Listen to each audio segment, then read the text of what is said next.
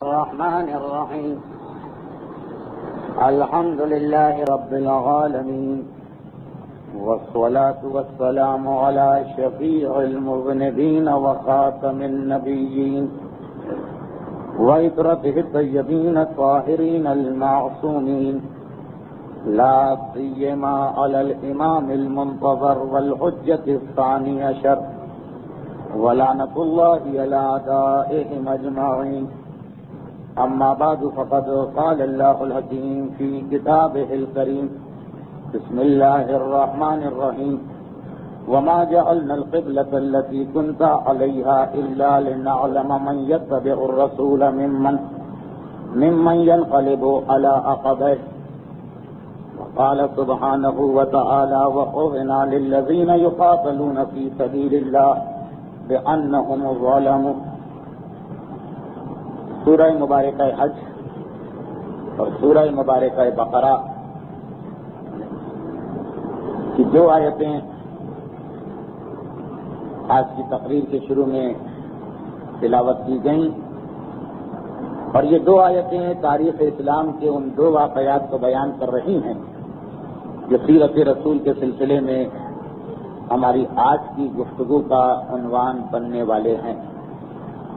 مجموعی اعتبار سے 67ویں تقریر اور اس 5ویں سال کی یہ دوسری تقریر ہے، اور بات اس منزل تک پہنچ چکی ہے کہ پیغمبر اسلام ہجرت کر کے شہر مدینہ منورہ تشریف لا چکے ہیں.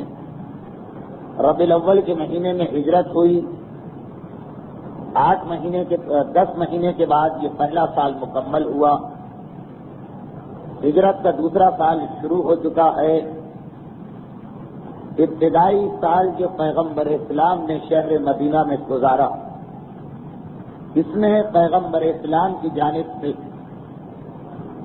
کوئی ایسا قدم نہیں اٹھایا گیا جس سے یہ ظاہر ہو کہ اللہ کا رسول مکے پر یا مکے والوں پہ کوئی حملہ کرنا چاہتا ہے.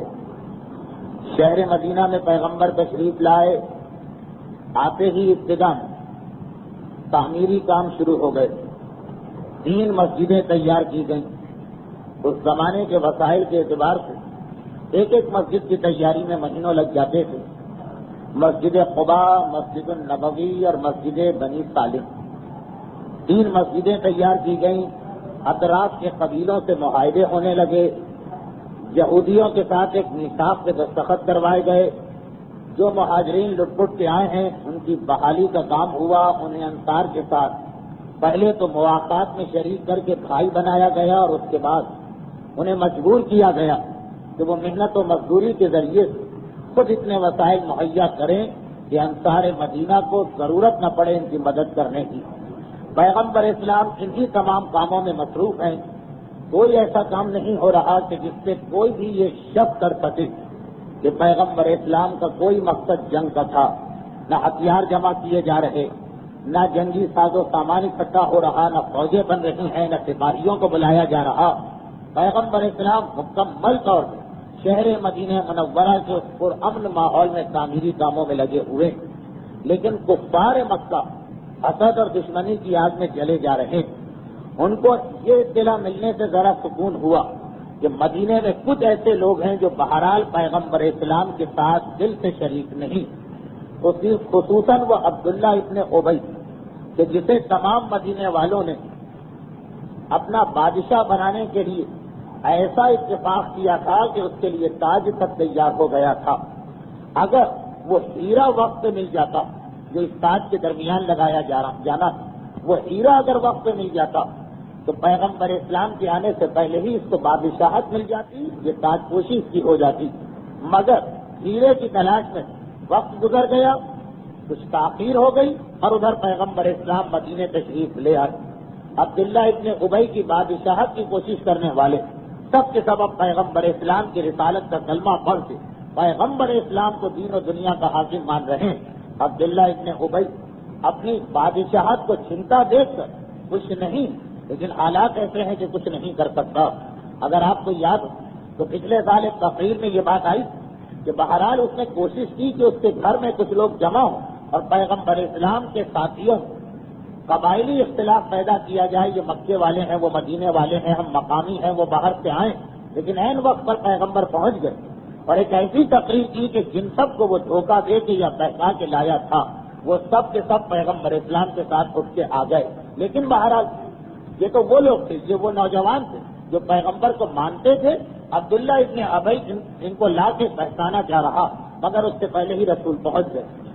اب وہ لوگ کہ جو شروع ہی سے اس کے ساتھی، ان کا ایک چھوٹا سا گروہ مکے والوں کے پاس یہ اطلاع، اور پھر مکے والوں کے پاس یہ اطلاع تھی کہ مدینے کے یہودی پیغمبر اسلام سے ایک معاہدے پہ دستخط تو کر چکے، لیکن وہ بھی پیغمبر اسلام سے خوش اور راضی نہیں. مسلسل مسلمانوں کو تانے دیے جا رہے ہیں. ابتدائی سال میں ان کے تانے ایسے تھے کہ مسلمانوں کے سر جھک جاتے تھے جب وہ بار بار کہتے تھے کہ تم ایسے آدمی کو اپنا رسول مانتے ہو کہ جس نے ہر چیز ہم سے چرائی اور ایک دین بنا لیا، ہماری ہر چیز کو لیا اور اپنے آپ کو رسول کہنے لگا.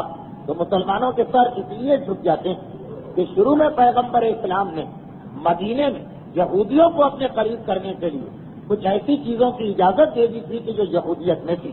یہودیوں کو قریب کرنے کے لیے پیغمبر ان چیزوں کو اسلام میں رائج کر رہے ہیں، اور بجائے اس کے کہ یہودی پیغمبر اسلام کے اس احسان کو مانے یا پیغمبر کے اس جذبے کو محسوس کریں، انہوں نے الٹا انہی چیزوں کو استعمال کرنا شروع کر دیا کہ دیکھو روزہ ہمارے یہاں عاشورے کا تھا، تمہیں کوئی روزہ بھی نہ ملا، ہمارا روزہ لینا پڑا. قبلہ ہمارا ہے، تمہیں ہمارا قبلہ لے کے اس سے کام چلانا پڑا. یعنی معاذ اللہ تمہارا دین مانگے تانگے کا دین ہے، اگر ہم نہ ہو تو تمہارا دین چل ہی نہیں سکتا.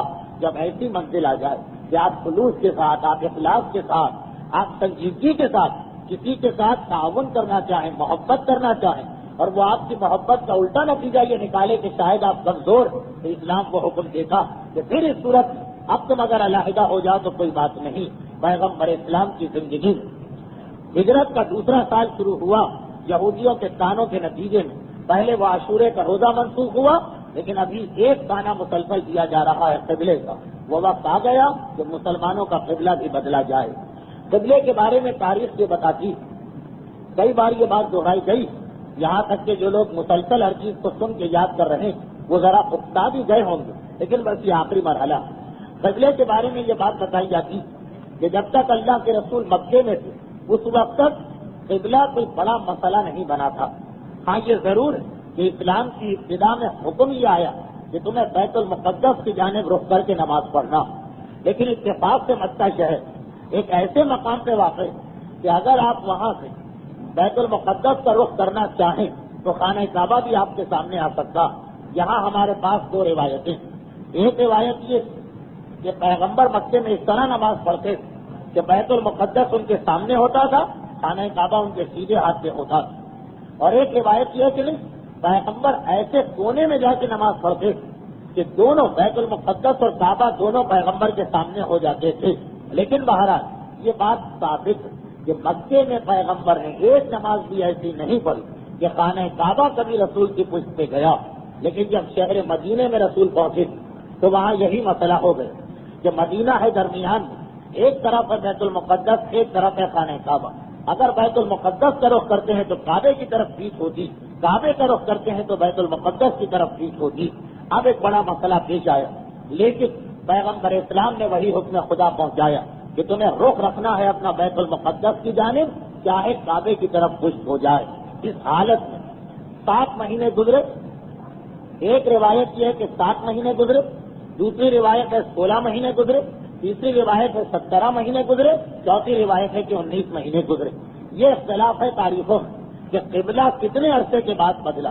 اس میں 4 روایتیں، کم سے کم 7 مہینے تو یقیناً پیغمبر نے خانہ کعبہ کی طرف پیٹ کی، اور زیادہ سے زیادہ 19 مہینے. اور یہ واقعہ ایک ایسا اہم واقعہ کہ برادران اہل سنت کی سیاہ سطح میں سے 6 کی 6 کتابوں میں اس واقعے کا تذکرہ، اور ہمارے جو 4 اہم ترین کتابیں ہیں چاروں میں اس واقعے کا تذکرہ. لیکن 2 کتابوں میں، ہماری 4 میں سے 2 معتبر کتابوں میں یہ بیان کیا گیا کہ قبلہ بدلنے کا واقعہ جنگ بدر کے بعد پیش آیا، یعنی 19 مہینے کے بعد. لیکن ہمارے ایک بہت بڑے عالم دین شیخ مفید علیہ الرحمہ پورے یقین اور تحقیق کے ساتھ یہ لکھا کہ نہیں، قبلہ بدلنے کا واقعہ جنگ بدر سے 2 مہینے پہلے باقاعدہ تاریخ معین کی ہے، 15 رجب سن 2 ہجری کو پیش آیا، اور اسی روایت کو بیس بنا کے، اسی روایت کو مرکز بنا کے میں اپنی تقریر قبلے کا واقعہ پہلے لا رہا ہوں، جنگ بدر کا واقعہ بعد میں، لیکن پھر بھی اختلاف پایا جاتا ہے تاریخ کے اندر کہ کس تاریخ کو قبلہ بدلا، اصل واقعے میں کوئی اختلاف نہیں پایا جاتا۔ اب قرآن کہہ رہا کہ جیسے جیسے مسلمان مدینے میں مضبوط ہوتے جا رہے ہیں، ویسے ویسے کفار مکہ کے تانے بڑھتے چلے جا رہے ہیں، بار بار تانا دیا، ویسے ویسے یہودیوں کے تانے بڑھتے چلے جا رہے ہیں، یہاں تک کہ ایک وہ وقت آیا کہ اب پیغمبر اسلام بھی انتہائی بے چین ہو گئے۔ رجب کے مہینے کی 10 اور 15 رجب کی درمیانی تاریخیں پیغمبر اسلام جب رات کو سوتے ہیں اور نماز شب کے لیے اٹھتے ہیں تو اس وقت ہر نماز سے پہلے، یعنی نماز شب سے لے کے پورے دن کی نماز ہے، جو نماز پیغمبر پڑھتے ہیں پہلے ایک مرتبہ صحن میں جا کے آسمان کی جانب دیکھا کرتے ہیں کہ شاید، یہ لفظ شاید میں اپنے لیے استعمال کر رہا ہوں، رسالت امامت کے لیے شاید نہیں ہوتا، بار بار آسمان کو دیکھ رہے ہیں کہ شاید اب جبرائیل وہ حکم لے کے آنے والے جو لوح محفوظ پر تو ہمیشہ سے لکھا ہوا پیغمبر کے طریقے میں شامل ہو گیا کہ 10 رجب کے بعد جو نمازیں پیغمبر نے پڑھی ہر نماز سے پہلے نکل کے آسمان کو دیکھتے ہیں، وقت نماز تو نہیں دیکھ رہے ہیں، جبرائیل کی آمد کا انتظار کر رہے ہیں کہ شاید اب قبلے کی تبدیلی کا حکم آئے، شاید اب قبلے کی تبدیلی کا حکم آئے، یہاں تک کہ قرآن نے اعلان کیا کہ اے حبیب وقد نرا تقلب وجهك الى السماء، اے حبیب ہم دیکھ رہے ہیں کہ تم بار بار اپنا چہرہ آسمان کی طرف اٹھاتے ہو، فَلَنُوَلِّيَنَّكَ قِبْلَةً تَرْضَاهَا، تو ہمارا تم سے وعدہ کہ ہم عنقریب تمہیں وہ قبلہ دینے والے ہیں جس پر تم راضی ہو جاؤ، جس کی تمہیں خواہش ہے، جو تم مانگ رہے ہو، جو تم طلب کر رہے ہو۔ قرآن کریم کے سورہ بقرہ کی یہ آیت بتا رہی کہ پروردگار عالم نے جو قبلہ بدلا تو اس کی ایک بڑی وجہ یہ کہ پیغمبر یہ چاہ رہے تھے کہ اب خانہ کعبہ قبلہ بنے، جو میرے دادا حضرت ابراہیم اور جناب اسماعیل کے ہاتھ کا بنایا ہوا قبلہ۔ قرآن کہہ رہا وَلَنُوَلِّيَنَّكَ قِبْلَةً تَرْضَاهَا، تمہاری خوشی کے مطابق ہم قبلے کو بنائیں گے، کیونکہ تم بار بار آسمانوں کی جانب دیکھ رہے قبلہ بدلنے ایک وجہ قرآن کریم یہ بتا رہا۔ یہاں تک کہ اس حالت میں پیغمبر کو تقریباً 1 ہفتہ گزر گیا کہ جہاں نماز کا وقت آیا پہلے پیغمبر صحن میں آ کے جبرائیل کا انتظار کرتے ہیں اور پھر نماز پڑھتے ہیں، اور اسی دوران 15 رجب کی وہ تاریخ آ گئی کہ ایک عورت نے جس کا تعلق قبیلہ بنی سالم سے ہے پیغمبر اسلام کو دعوت دی اپنے گھر آنے کی۔ پیغمبر اسلام اس قبیلہ بنی سالم میں تشریف لے گئے جو آج شہر مدینہ کے اندر ہے، اس زمانے میں مدینے سے 1.5 میل باہر تھا۔ پیغمبر اسلام اس قبیلہ بنی سالم کی اس خاتون کے گھر میں تشریف لے گئے، ابھی آرام کر رہے ہیں کہ ظہر کا وقت آ گیا، چھوٹی سی ایک مسجد بن چکی، یہ تاریخ اسلام کی 3ری مسجد، پہلی مسجد قباء میں بنی، دوسری مسجد مدینے میں بنی، تیسری مسجد اس قبیلے والوں نے بنائی ہوئی۔ وقت نماز آیا، ایک طریقہ تو یہ کہ پیغمبر اسی گھر میں نماز پڑھ لیں، لیکن نہیں، جب قریب میں مسجد موجود ہو تو سنت رسول یہ ہے کہ گھر کو چھوڑ کے مسجد کی جانب جانا پڑتا۔ پیغمبر اسلام بھی جب معلوم ہے کہ اس قبیلے کی اپنی مسجد ہے گھر سے نکل کے مسجد میں آئے اور ایک مرتبہ مسجد میں نماز شروع کی۔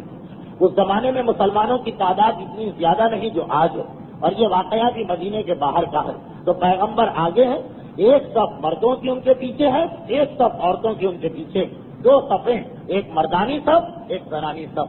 جیسا کہ میں ایام ازا کی مجالس میں بھی اکثر کہا کرتا ہوں، جب ہمارے یہاں یہ بدقسمتی ہو گئی کہ نماز جماعت اور عورت ان 2 کو بالکل ایک دوسرے کی ضد سمجھ لیا جاتا، جیسے رات اور دن، کہ رات اور دن ایک جگہ جمع نہیں ہو سکتے، اس طرح عورتوں کی نماز جماعت پڑھنے کا تصور تک ذہنوں سے نکال پھینکا گیا، جبکہ اسلام کی جو پہلی نماز ہوئی اس میں بھی رسول خدا نے نماز پڑھائی، خدیجہ طاہرہ اور حضرت علی نے نماز پڑھ کے یہ بتایا کہ برابر سے ایک مردوں کا نمائندہ ہے ایک عورتوں کے نمائندہ، اور جو مدینے میں بھی نماز ہو رہی تو یہاں بھی ہم دیکھ رہے ہیں کہ ایک صف مردوں کی ہے تو بالکل پیچھے ایک صف عورتوں کی ہے، ظہر کی نماز ہو رہی ہے۔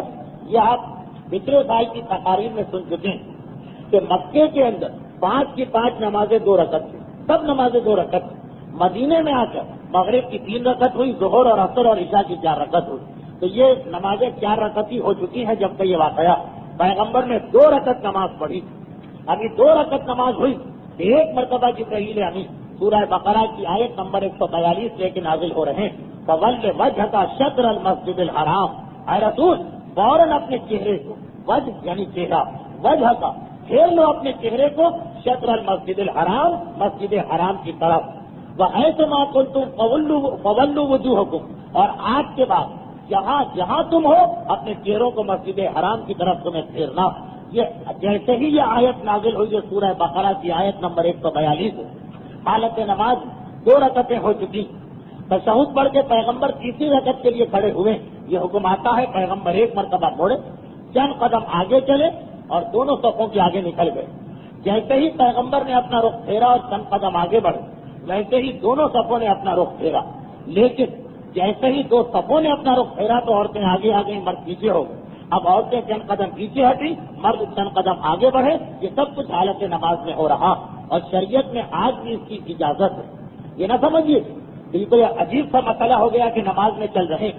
ایک مسئلہ آپ نے تمام مجتہدین کی کتابوں میں پڑھا اور تمام علماء کی زبان سے سنا ہوگا جب نماز جماعت کے مسئلے بتائے جاتے ہیں کہ اگر آپ مسجد میں داخل ہو اور آپ نے دیکھا کہ پیش امام رکوع میں پہنچ چکا. خواتین تو یہ مسئلہ نہیں سمجھ پائیں گی اس لیے کہ نماز جماعت کا طریقہ خواتین کے ذہن میں واضح نہیں, لیکن آپ حضرات تو سمجھ لیں گے کہ پیش امام رکوع میں اور آپ مسجد کے دروازے پر. آپ کو ڈر لگا کہ جب تک کہ میں آگے جاؤں گا اور وہاں تک شامل ہوں گا پیش امام کھڑا ہو جائے گا. پیش امام کے کھڑے ہونے کا مطلب یہ ہے کہ آپ کی ایک رکعت چھوٹ گئی. تو آج اسلام آپ کو بھی اجازت دیتا کہ وہیں مسجد کے دروازے پر یا جہاں تک آپ پہنچ چکے آدھی مسجد کے شہر میں آدھی مسجد میں پہنچ چکے وہیں نیت کر کے اللہ اکبر کہہ کے رکوع میں جائیے اور اسی رکوع میں چلتے چلتے تیزی سے جا کے پیش امام کے ساتھ مل جائیے. یہ چلنا آپ کی نماز کو غلط نہیں کرے گا. تو اتنی حرکت کی حالت نماز میں ویسے ہی اجازت. اور یہ جو مسئلہ میں بیان کر رہا ہوں یہ تو بہرحال خصوصی مسئلہ. تو روایتیں 3-4 قسم کی ہیں. ایک روایت یہ ہے کہ پیغمبر نے رخ بدلا. اب پیغمبر اور نمازی آمنے سامنے آ گئے, لیکن پیغمبر کے رخ بدلتے ہی مرد اور عورتوں نے رخ بدلا, ترتیب الٹی ہو گئی. رسول سب سے پیچھے, مرد آگے, عورتیں ان کے آگے. رسول چند قدم چلتے ہیں, فقط 2 صفیں. یہ نہ سمجھیے کہ بھری ہوئی مسجد.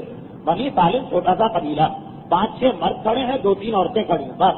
پیغمبر چند قدم آگے بڑھے, عورتیں چند قدم پیچھے ہٹی, مرد درمیان میں آئے. ایک روایت یہ ہے کہ نہیں, پیغمبر رخ بدل کے کھڑے رہے, مردوں اور عورتوں نے بھی رخ بدلا, وہ پیچھے ہٹے. پیغمبر اپنی جگہ سے ہلے بھی نہیں, لیکن جب مرد اور عورتیں پیچھے آ گئے خود بخود جماعت کی شکل بن گئی. بہرحال اس مسئلے پر زیادہ بحث کرنے کی ضرورت نہیں کہ جماعت کی شکل کتنی بدلی. ہاں یہ یاد رکھیے کہ جب قبلہ بدلا گیا ظہر کی نماز میں 15 رجب کو 2 رکعتوں کے بعد تو بالکل الٹا ہو گیا قبلہ. یہ بالکل طے شدہ بات ہے کہ پہلے کعبے کی طرف پیٹھ تھی, بیت المقدس کی طرف چہرہ تھا.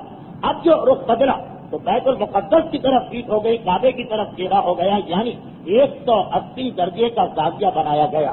لیکن اس کے بعد تمام نمازیوں نے خود اپنے آپ کو تبدیل کر دیا. لیکن بعض روایات معصومین اس سے بھی زیادہ تفصیل. ان روایات معصومین میں یہ کہ باقی مسجد تو حیران و پریشان رہی کہ کیا ہو رہا. صرف مولا کائنات نے پیغمبر اسلام کا ساتھ دیا, رخ بدل کے باقی 2 رکعتیں مولا نے پیغمبر کے ساتھ انجام دی.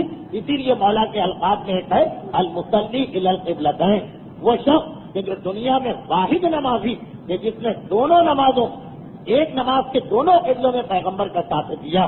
یہ تفصیلی مسئلہ کہ کون سی روایت صحیح ہے کون سی غلط ہے, ہم صرف اس وقت سیرت رسول کے واقعات بیان کر رہے ہیں. زیادہ تحقیق میں جانا ممکن نہیں, اس لیے اتنا ہی رکھیں اس مسئلے کو. آج بھی جب آپ شہر مدینہ منورہ جاتے ہیں, چاہے حج پر جائیں چاہے زیارت پر جائیں, تو جو زیارتیں چاہے حج پر جائیں چاہے عمرے پہ جائیں, تو جو زیارتیں ہر آدمی کرتا, یہاں تک کہ جسے موجودہ حکومت میں بھی باوجود یہ کہ وہ زیارتوں کے خلاف ہے, لیکن موجودہ حکومت نے بھی جن 4 زیارتوں کو باقی رکھا, مدینے کی صرف 4 زیارتیں ایسی جو موجودہ حکومت کے اعتبار سے صحیح اور جائز ہیں. ان میں ایک مسجد قبلتین کی زیارت ہے. قبلتین یعنی وہ مسجد کہ جہاں یہ واقعہ پیش آیا اور جہاں آپ کو دونوں قبلے نظر آئیں گے. اچھا, پہلے تو اس مسجد میں دونوں قبلوں کی نشانیاں یعنی دونوں قبلوں کی محراب بنی تھی, لیکن نئے جانے والا بعض اوقات پریشان ہو جاتا کہ ان میں نیا قبلہ کون سا ہے پرانا کون سا ہے, لوگ غلط طریقے سے نماز پڑھتے. اس لیے اب خانہ کعبہ والا قبلہ تو برقرار، یعنی محراب کو برقرار رکھا، بیت المقدس والی محراب کو بند کر کے ایک عام سی دیوار بنا دیا ہے، لیکن وہاں لکھا ضرور ہے کہ پہلے یہاں پہ یہ قبلہ ہوا کرتا تھا۔ یہ ہے مسجد قبلتین، قبیلہ بنو سالم کی وہ مسجد جہاں 15 رجب کو یہ واقعہ پیش آیا۔ اب کیونکہ قرآن نے جو حکم دیا اس حکم کے دو حصے، فَوَلِّ وَجْهَكَ شَطْرَ الْمَسْجِدِ الْحَرَامِ، اے رسول فوراً اپنا رخ مسجد الحرام کی جانب پھیر لو، پیغمبر نے رخ پھیر لیا۔ لیکن اس آیت کا باقی آدھا وَحَيْثُ مَا كُنتُمْ فَوَلُّوا وُجُوهَكُمْ شَطْرَهُ، اور اے مسلمانوں تم بھی جہاں جہاں فوراً اپنا رخ مسجد الحرام کی جانب پھیرو۔ تو یہ خبر اب اس قبیلے سے مدینے میں پہنچی اور مدینے سے پھر مدینے کے باہر پہنچی۔ سنا کے روایتوں میں یہ کہ مسجد خدا میں بھی لوگ اگلی نماز کی تیاری کر رہے تھے، صفیں وغیرہ بچھائی جا رہی، لوگ آ کے صفوں میں بیٹھتے ہیں کہ اتنے میں دوڑا دوڑا ایک مسلمان آیا اور کہا تمہیں پتا نہیں اب قبلہ بدل چکا، جس طرف تم نے صفیں بچھائی ہیں سب کو الٹا کر دو۔ چنانچہ لوگوں نے فوراً صفوں کے نظام کو الٹا کیا اور میں قبلے کی جانب نماز پڑھی۔ یعنی سارے مدینے کے اندر مسجد بنی سالم میں جو لوگ حاضر تھے وہ یہ خبر لے کے پھیل گئے، یہودیوں کا ایک بڑا تانا ختم ہو گیا، قبلہ بدل گیا۔ یہاں سے اب ایک بحث علماء کرام کرتے ہیں کہ آخر یہ قبلہ کیوں بدلا، اس کی وجہ کیا؟ وجہ تو خیر ایک بہت بڑی وجہ یہ کہ اب یہودیوں کو خدا حافظ کہنا تھا کہ جہاں تک اتحاد ممکن تھا ہم نے اتحاد کیا، اب تم راضی نہیں ہوتے ہو تو بہرحال اسلام یہودیت کا محتاج نہیں ہے، اسلام کے پاس ہر چیز کا اپنا قانون ہے۔ چنانچہ خانہ کعبہ کو ایک مستقل قبلہ بنایا جا رہا۔ قبلہ بدلنے کی دوسری وجہ اسی آیت میں آپ نے سنی جو میں نے ابھی تلاوت کی کہ اے حبیب، قرآن کہہ رہا کہ کیونکہ رسول کی خواہش تھی کہ قبلہ بدلا جائے تو اللہ نے اپنے حبیب کی خواہش کو پورا کرتے ہوئے قبلہ بدلا۔ اور ایک تیسری وجہ اور یہ تیسری وجہ بھی ذہن میں رکھیے گا، یہ اسلام کے بہت سے احکامات کی وجہ یہی۔ اب قرآن ایک تیسرا اعلان کر رہا، وَمَا جَعَلْنَا الْقِبْلَةَ الَّتِي كُنْتَ عَلَيْهَا، بہت ہی اہم اعلان۔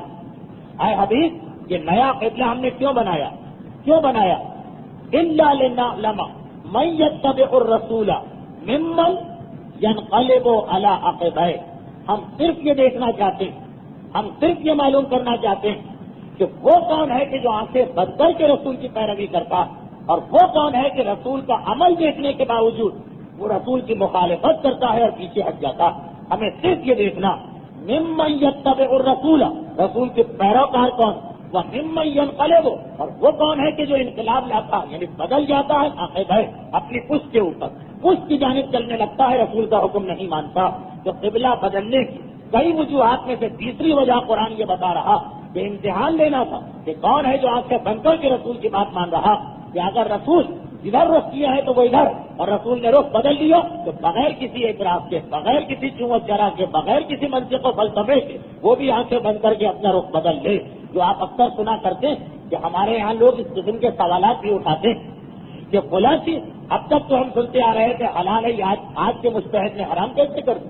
فلاں چیز ہمارے بزرگوں نے تو بتائی تھی حرام ہے، یہ نئے کون سے نکل کے آئے جو حلال کر رہے ہیں؟ یہ سارے اعتراضات رسول پر بھی ہو رہے۔ یہ کیا دین، کل نماز 2 رکعت تھی آج 4 رکعت ہو گئی، کل قبلہ ادھر تھا آج قبلہ الٹی طرف ہو گیا۔ قرآن کہہ رہا کہ بعض احکامات ہم نے دیے ہی اس لیے کہ یہ دیکھنا ہے کہ رسول کا پیروکار کون اور اپنی عادت پہ چلنے والا کون۔ جیسے نماز قصر، جب آپ سفر میں جاتے ہیں تو نمازیں آدھی ہو جاتی ہیں، اس لیے نہیں ہے کہ آپ کو اسلام کوئی آسانی دینا چاہ رہا، لیکن آج کے لوگ یہی تو کہتے ہیں کہ جی اب تو سفر بہت آسان ہو گیا، ہم سفر میں پوری نماز پڑھ سکتے ہیں، ہم آرام سے روزہ رکھ سکتے ہیں، تو یہ آخر اب کیوں ہمارے لیے قصر نماز کا حکم؟ تو یہ آپ کی غلط فہمی۔ نماز قصر کا حکم آیا اس لیے نہیں آیا تھا کہ اللہ آپ کو کوئی آسانی دینا چاہ رہا، نماز قصر کا حکم بھی یہ دیکھنے کے لیے آیا تھا کہ نماز کو عبادت کون بنا رہا ہے اور عادت کون بنا رہا۔ جن کی عادت بن جاتی ہے نماز وہ ذرا سی تبدیلی کو تیار نہیں ہوتے، اور جن کے لیے عبادت ہے نماز وہ ہر نماز میں دیکھتے ہیں خدا کا حکم کیا، جیسا خدا کہے گا ویسی نماز ہم پڑھیں گے۔ یعنی اللہ کی نماز ہم کو پڑھنا ہے، دل کی نماز ہم کو نہیں پڑھنا۔ آپ کو کتنے ہی ایسے لوگ ملیں گے سفر میں نماز نہیں پڑھتے، کیوں نہیں پڑھتے؟ جی پانی نہیں تھا، کپڑے نجس، جسم نجس تھا، تو تیمم کر کے نماز پڑھ لو، کہتے نہیں تیمم کی نماز سے دل نہیں مانتا، اب جب گھر جائیں گے پاک ہو کے نماز پڑھیں گے تو وہ نماز صحیح۔ کتنے ہی ایسے لوگ ملیں گے جو بیماری کی حالت میں نماز چھوڑ دیتے ہیں، کیوں؟ بھائی دل نہیں مانتا، بستر پہ لیٹے لیٹے کیسی نماز، بعد میں پاک صاف ہو کے نماز پڑھیں گے۔ دل کی نماز پڑھنا ہے تو دوسری بات، اللہ کی نماز پڑھنا تو جہاں پہ اللہ کہتا ہے پاک ہو کے نماز پڑھو، پاک ہو کے نماز پڑھنا، جہاں اللہ کہتا ہے نجاست کے ساتھ نماز پڑھو، نجاست کے ساتھ نماز پڑھنا، اس لیے کہ ہم اللہ کا حکم ماننے والے ہیں۔ یہ اصول قرآن نے قبلے کے بارے میں دیا، الا لنعلم ممن يتبع الرسول ومن ينقلب على عقبيه، کون تابع رسول ہے اور کون اپنی مرضی چلانے والا۔ اب اس کے بعد خود قرآن کہہ رہا وَإِن كَانَتْ لَكَبِيرَةً إِلَّا عَلَى الَّذِينَ هَدَى اللَّهُ، ہاں یہ امتحان ہے بڑا سخت، صرف وہی لوگ کامیاب ہوں گے جن کو اللہ ہدایت دے دے، ورنہ تو لوگ ناکام ہو جائیں گے، جو آج ہم اپنی آنکھوں سے دیکھ رہے ہیں۔ جی ہم نہیں مانتے آغاز کوئی کا مسئلہ کہ دنیا میں کہیں بھی چاند ہو تو عید منا لو، نہیں، آج تک ہم نے نہیں سنا۔ ہم تو جب تک کراچی میں چاند نظر نہیں آئے گا عید نہیں منائیں گے۔ اس کا یہ قرآن کہہ رہا کہ ہاں صحیح ہے یہ بات کہ وہ انسانت لگ کبھی رہا، یہ امتحان جو اللہ لے رہا ہے بڑا مشکل، سب اس میں ناکام ہو جائیں گے۔ الا الذین ھدی اللہ، سوائے ان لوگوں کے، الا الذین ھدی اللہ، سوائے ان لوگوں کے جنہیں اللہ ہدایت دے دے۔ بہرحال یہ بھی ایک چیز ذہن میں رکھیے گا کہ کبھی کبھار یہ عبادتوں کے مسئلے بھی ہمارے ایمان کا امتحان بنتے ہیں کہ ہمیں ہدایت ملی بھی ہے یا اب تک کوئی ہدایت نہیں ملی، بس نام کے مسلمان، لیبل لگا ہوا ہے مسلمانوں کا۔ آپ کو پتا ہے کہ لیبل لگانا بالکل بیکار، جس شیشی کے اندر آپ نے نمک رکھا اگر اوپر کاغذ سے لکھ کے شکر رکھ دیں تو شکر بنے گی نہیں، نمک نمک رہے گا، اوپر جو آپ نے کاغذ لگایا اس کی کوئی حیثیت نہیں۔ تو اگر آپ نے ایمان کی پرچی اپنے اوپر لگا رکھی، سینے کے اندر ایمان نہیں پہنچا تو یہ کیسے پتا چلے جب ایسے امتحان ہوتے ہیں؟ اگر آغا کوئی کا فتویٰ ہے کہ چاند کہیں ثابت ہو اور تمہیں مل جائے اطلاع تو ماننا پڑے گا، ہم مانیں گے، اگر نہیں مانے تو اسی طرح ناکام ہے جس طرح وہ لوگ ناکام جو قبلے کے مسئلے میں رسول کی بات ماننے پہ تیار نہیں، ان کی سمجھ میں نہیں آ رہا کہ کل تک ادھر نماز پڑھو تو نماز صحیح ہے، آج ادھر نماز پڑھو تو نماز غلط ہے، یہ کیسی نماز ہو گئی؟ البتہ جب یہ واقعہ مکمل ہو گیا، یہودیوں کے کانے کا جواب مل گیا کہ تم کہتے تھے کہ کوئی قبلہ نہیں ہے مسلمانوں کے پاس ایسا قبلہ، تو اب یہودیوں نے اپنی بات کو بدل دیا، یہودیوں نے اپنی بات کو بدل دیا۔ اس موقع پر قرآن میں پھر ایک ایسی آیت آئی جو نماز کی اہمیت کو بتا رہی۔ دیکھیں نماز اسلام کے واجبات میں وہ واجب جس کے چھوڑنے والے کو بہت سی روایتوں میں کافر کہا گیا، لیکن قرآن میں بھی نماز کے بارے میں دو آیتیں ایسی، اقیموا الصلاۃ ولا تکونوا من المشرکین، نماز پڑھو خبردار مشرک نہ بن جانا، جس میں بے نمازی کو مشرک کہا گیا، اور ایک دوسری آیت ابھی آپ سن رہے ہیں کہ جس میں نماز بھی تو ایمان قرار دیا گیا۔ اب جب یہ واقعہ مکمل ہو گیا، مسلمانوں کا قبلہ بدل گیا، پیغمبر مدینے میں واپس آئے، یہ جملہ 1400 سال پہلے کے حساب سے، آج جو لوگ جاتے ہیں ان کو پتا کہ آج تو وہ مسجد ہے ہی مدینے کے اندر، پھر پیغمبر اپنے گھر میں واپس آئے۔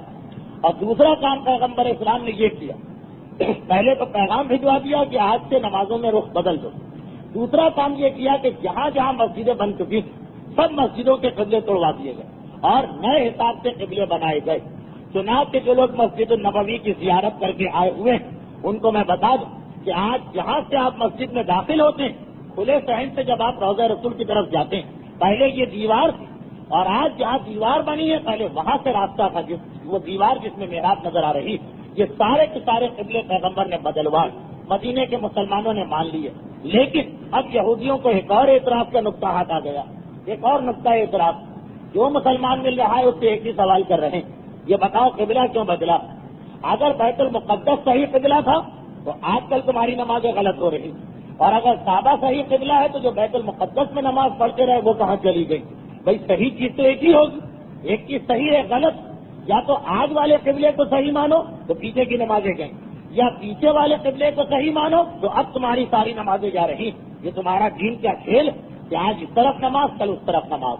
مسلمان بیچاروں کے پاس نہ اس کا جواب ہے اور نہ وہ جواب دینا چاہ رہے ہیں۔ ایک اصول اور یاد رکھیں، اسلام کہتا کہ اگر کوئی ایسا آدمی ہے جس کے قبول کر لینے کا تمہیں اندازہ کہ بھائی اس سے بحث کرو تو یہ بات قبول کر لے گا، اس سے تو بحث کرو، لیکن اگر کوئی حد دھرم آدمی ہے، ضدی آدمی، ایسا آدمی ہے جو کسی مسئلے پر بحث ماننے کے لیے نہیں کر رہا، بس بحث کرنا ہے، اس آپ کو شکست دینا، اس سے بحث کرنا بیکار۔ چنانچہ جب مسلمانوں سے پوچھا جا رہا، کون پوچھ رہا ہے؟ ان کے پڑوسی جو یہودی، ان کے دوست جو یہودی، ان کے ساتھ کاروبار کرنے والے جو یہودی، یہ بتاؤ کیا تمہارا دین کیا؟ کل بیت المقدس صحیح تھا تو آج کعبہ غلط ہوگا، اگر آج کعبہ صحیح ہے تو بیت المقدس غلط۔ ہر مسلمان کی زبان پہ ایک جملہ آیا، انما الہدی ما امر اللہ وانما الضلال ما نهى اللہ. ہم کچھ نہیں جانتے مسلمان کا جواب، اور یہی جواب ہمارا آپ کا ہونا چاہیے. ہمیں کچھ نہیں پتا. جیسے کوئی آدمی آپ سے کہے کہ بھائی آغا محسن حکیم کی تقلید میں تھے تو لندن کا چاند ہوتا تھا، تمہاری عید نہیں ہوتی تھی، آج ہونے لگی. ہمارا کوئی جواب نہیں، صرف ایک جواب: جس چیز کا اللہ حکم دے گا جس وقت وہی چیز ہدایت بن جائے گی. جب اللہ کسی چیز سے روکے گا وہی چیز اس وقت گمراہی بن جائے گی. اگر آج ایک چیز کا حکم دیا جا رہا آج وہ ہدایت ہے، کل اسی سے خدا روک دے کل وہی گمراہی ہے. ہدایت اور گمراہی کا فیصلہ ہم نہیں کریں گے، ہمارا پروردگار کرے گا. جس دن وہ جیسا حکم دے گا اس دن ہمیں یہی ماننا. یہودی جب مسلمانوں سے شکست کھا گئے ان معنوں میں کہ مسلمان نوجوانوں نے یہودیوں کے دھوکے میں آنے سے انکار کر دیا کہ بحث مباحثہ کرنا بیکار، یہودیوں کو کوئی چیز ماننا نہیں، تو جو ٹائم برباد کیا جائے تو یہودی پلٹ کے رسول کے پاس آئے، کیونکہ رسول کا دروازہ تو ہر ایک کے لیے کھلا. کہا کہ آپ بتائیے یہ اگر بیت المقدس صحیح ہے تو کعبہ کیسے آج قبلہ بن گیا؟ اگر کعبہ صحیح تھا تو اتنے دن تک مسلمان کہاں سو رہے تھے؟ ان کی نمازیں سب گئی.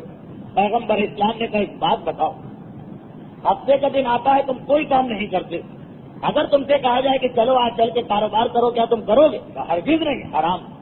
پیغمبر نے کہا اگر اتوار کے دن کوئی کاروبار کو کہا جائے کرو گے؟ دوڑ کے جائیں گے اگر اس میں نفع ہو رہا.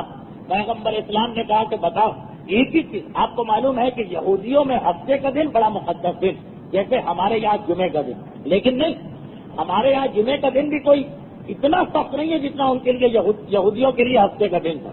ہفتے کے دن یہودی کوئی کام نہیں کر سکتا، اس کے لیے سوائے عبادت اور مصلے کے اور روزے کے تمام دنیاوی کام حرام.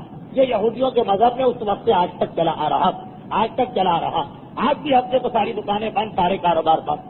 تو پیغمبر نے کہا یہ بتا کہ کاروبار اگر حرام ہے تو روزانہ حرام ہونا چاہیے، جائز ہے تو روزانہ جائز ہونا چاہیے. یہ کیا کہ ہفتے کے دن ایک چیز حرام، اتوار کے دن وہ چیز جائز؟ کہا یہ تو خدا کا حکم ہے، خدا نے ہفتے کو حرام کہا تو وہ کاروبار حرام ہو گئے، اتوار کو اجازت دی ہے وہ کاروبار جائز ہو گئے. پیغمبر نے کہا یہی جواب ہم نماز کے بارے میں دیتے ہیں. جس دن تک خدا نے بیت المقدس کی نماز کا حکم دیا وہ نماز صحیح تھی، جس دن منع کیا وہ نماز غلط ہو گئی. جب تک کعبے سے روکا وہاں کی نمازیں غلط، جب کعبے کا حکم دیا وہاں کی نماز صحیح. ایسا جواب ملا کہ ایک مرتبہ سب خاموش اور واپس چلے گئے. لیکن پھر انہوں نے ایک اور پروپیگنڈا شروع کیا، لگے ہوئے ہیں مسلسل یہودی مسلمانوں کو پریشان کرنے کے لیے. ایک مرتبہ کہنا شروع کیا کہ اے مسلمانوں، خیر تمہارا تو معاملہ ٹھیک ہے، مگر جو تم سے پہلے تمہارے بزرگ مر گئے بیت المقدس کی طرف نمازیں پڑھتے پڑھتے، آج خانہ کعبہ قبلہ بنا، تم سے پہلے جو تمہارے مسلمان بزرگ مرے ان کی زندگی بھر کی نمازیں کہاں جائیں گی؟ اب مسلمان ایک مرتبہ چکرائے، آئے رسول کے پاس، اللہ کے رسول ہاں یہ ہماری سمجھ میں نہیں آ رہا، ہمارے والد کا انتقال ہوا، وہ بڑے پکے مسلمان، ساری زندگی نماز پڑھی لیکن انہیں تو موقع ہی نہ ملا اپنا قبلہ بدلنے کا، اس سے پہلے انتقال کر گئے. قرآن کی آیت نازل ہوئی اسی سورہ بقرہ کی، وما کان اللہ لیضیع ایمانکم ان اللہ بالناس لرؤوف رحیم. اللہ تمہارے ایمان کو کبھی ضائع نہیں کرے گا، اللہ انسانوں پر مہربان اور محبت کرنے والا. پیغمبر نے کہا یہ آیت تمہاری نمازوں کے بارے میں آ رہی کہ جتنی نمازیں تم نے پڑھی ہیں وہ سب صحیح ہے، کوئی نماز ضائع نہیں ہو. اب وہ مسلمان تو مطمئن ہو گئے، لیکن ایک بات دیکھیے کہ قرآن کی اس آیت میں لفظ نماز نہیں آیا، قرآن کی اس آیت میں لفظ ایمان آیا، لیکن اس ایمان سے مطلب نماز ہے، یعنی قرآن نے نماز کو ایمان قرار دیا. ایک بحث ہمیشہ سے علماء میں چل رہی کہ ایمان دل کے عقیدے کا نام ہے اور اعمال ہاتھ پیروں سے ہوتے ہیں، لیکن بعض علماء کہتے ہیں کہ نہیں، ہاتھ پیروں کے اعمال بھی ایمان میں داخل ہے. اس کی دلیل میں یہ آیت بھی پیش کی جاتی ہے کہ دیکھیے نماز کو قرآن ایمان کہہ رہا، بھائی ایمان تو دل میں ہے، اللہ پر ایمان، رسول پر ایمان، امام پر ایمان، لیکن نہیں، نماز کو بھی ایمان کہا گیا. یعنی جو نماز نہیں پڑھتا اس کے پاس قرآن اس کے ایمان کو نہیں مان رہا. یہ آیت قرآنی کے اندر ہے، وہی جو معصوم کی حدیث کا پیغام کہ من ترکا صلاۃ متعمدا فقد کفر، جو جان بوجھ کر ایک نماز چھوڑے گا وہ گویا کافر ہو گیا. یہی چیز قرآن کے اندر بھی ہے، خالی حدیث نہیں کہ بعض اوقات لوگ کہتے ہیں کمزور حدیث ہوگی، لیکن ہاں اس سب کا مطلب یہ نہیں ہے کہ ہم ویسے کافر ہو جائیں جیسے ہندو ہے یا یہودی ہے یا عیسائی، اس سے بہتر لیکن بالکل کافروں کے قریب. جب قبلے کا مسئلہ ختم ہوا تو بس ایک مرتبہ اب یہودیوں کے پاس کوئی ایسا نقطہ ہی نہ رہا کہ اعتراض کریں.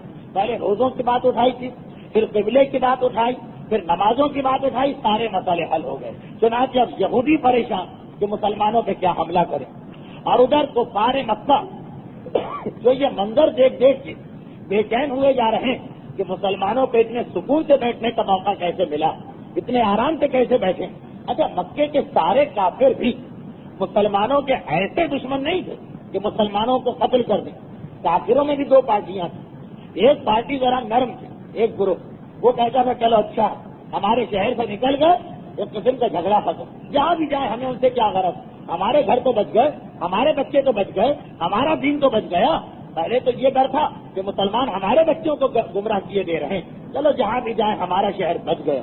لیکن کچھ بڑے سخت کافر تھے کہ نہیں، مسلمان یہاں سے نکل کے آرام سے کیوں بیٹھے، کیوں چین سے بیٹھے، ان کو مسلمانوں کا وجود پسند نہیں آ رہا۔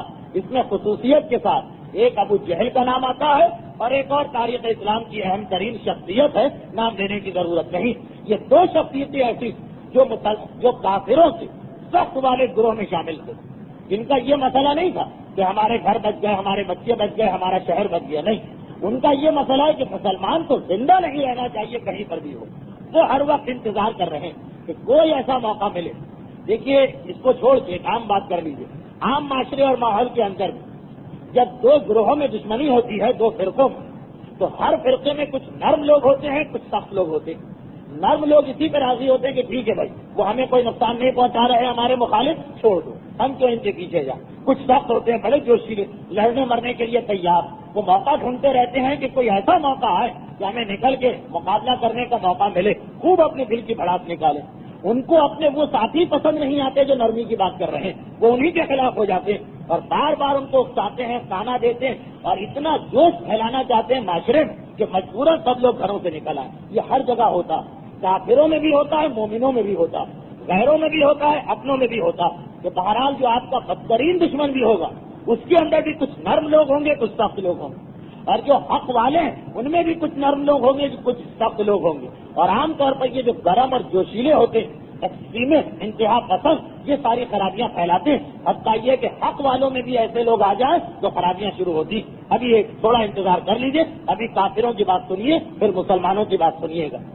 تو کافروں کی اکثریت تو خوش ہو گئی، مسلمان گئے اور بس ہمارا مسئلہ حل۔ اب وہ دنیا میں کہیں بھی جا کے بیٹھے، ہمارے کاروبار، ہمارے گھر، ہمارا خانہ کعبہ، ہمارے بچے تو بچ گئے۔ لیکن کچھ بڑے جوشیلے قسم کے کافر، نہیں ہم تو پیچھے لگیں گے مسلمانوں کے۔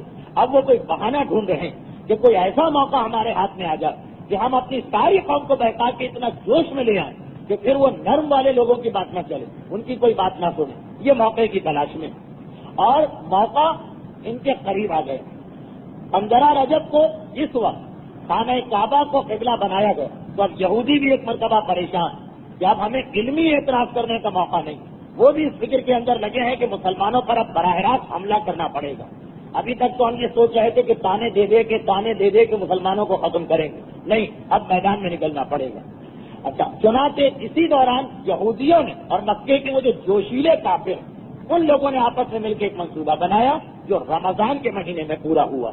البتہ یہ جو رمضان آ رہا، یہ پیغمبر اسلام کا مدینے میں دوسرا رمضان، پہلا رمضان پچھلے سال آیا تھا، اس میں کوئی خاص بات نہیں۔ یہ جو دوسرا رمضان آ رہا، اس میں یہودی اور مکے کے کچھ کافر، سب نہیں، کچھ کافر مل کے ایک منصوبہ بنانے والے، اس سے پہلے اس رمضان میں 3-4 نئے حکم آ گئے مسلمانوں کے لیے۔ پہلا حکم یہ آیا کہ جب رجب میں قبلہ بدلا، شعبان کا مہینہ آیا، شعبان کی آخری تاریخیں آ رہی کہ ایک دم سے سورہ بقرہ کی ایک اور آیت نازل ہوئی، یا ایھا الذین آمنوا کتب علیکم الصیام کما کتب علی الذین من قبلکم لعلکم تتقون۔ یہ پہلا سال ہے روزے کی آیت کہ اے مومنو تم پر روزے واجب کر دیے گئے جس طرح تم سے پہلے والوں پر واجب کیے گئے۔ پہلا رمضان آ رہا، ویسے یہ دوسرا رمضان ہے رسول کا، لیکن پہلے رمضان میں کوئی روزہ نہیں، کچھ نہیں۔ جو دوسرا رمضان آیا 2 ہجری کا، اس میں روزے واجب ہو گئے، یہ روزے کی آیت آ گئی۔ اچھا، یہاں پر بھی ایک دلچسپ بحث ہے جو آپ رمضان کی تقاریر میں علماء سے سنتے ہیں، لیکن سیرت رسول میں بھی سن لیجیے۔ قرآن نے یہ کہا کہ تم پر روزے فرض کیے گئے اور جس طرح تم سے پہلوں پر فرض کیے گئے۔ اب یہاں 2 باتیں آ گئی۔ ایک بات تو یہ کہ جب آیت نازل ہوئی تو مسلمانوں نے کہا اللہ کے رسول مگر یہ روزے ہم کب رکھتے ہیں؟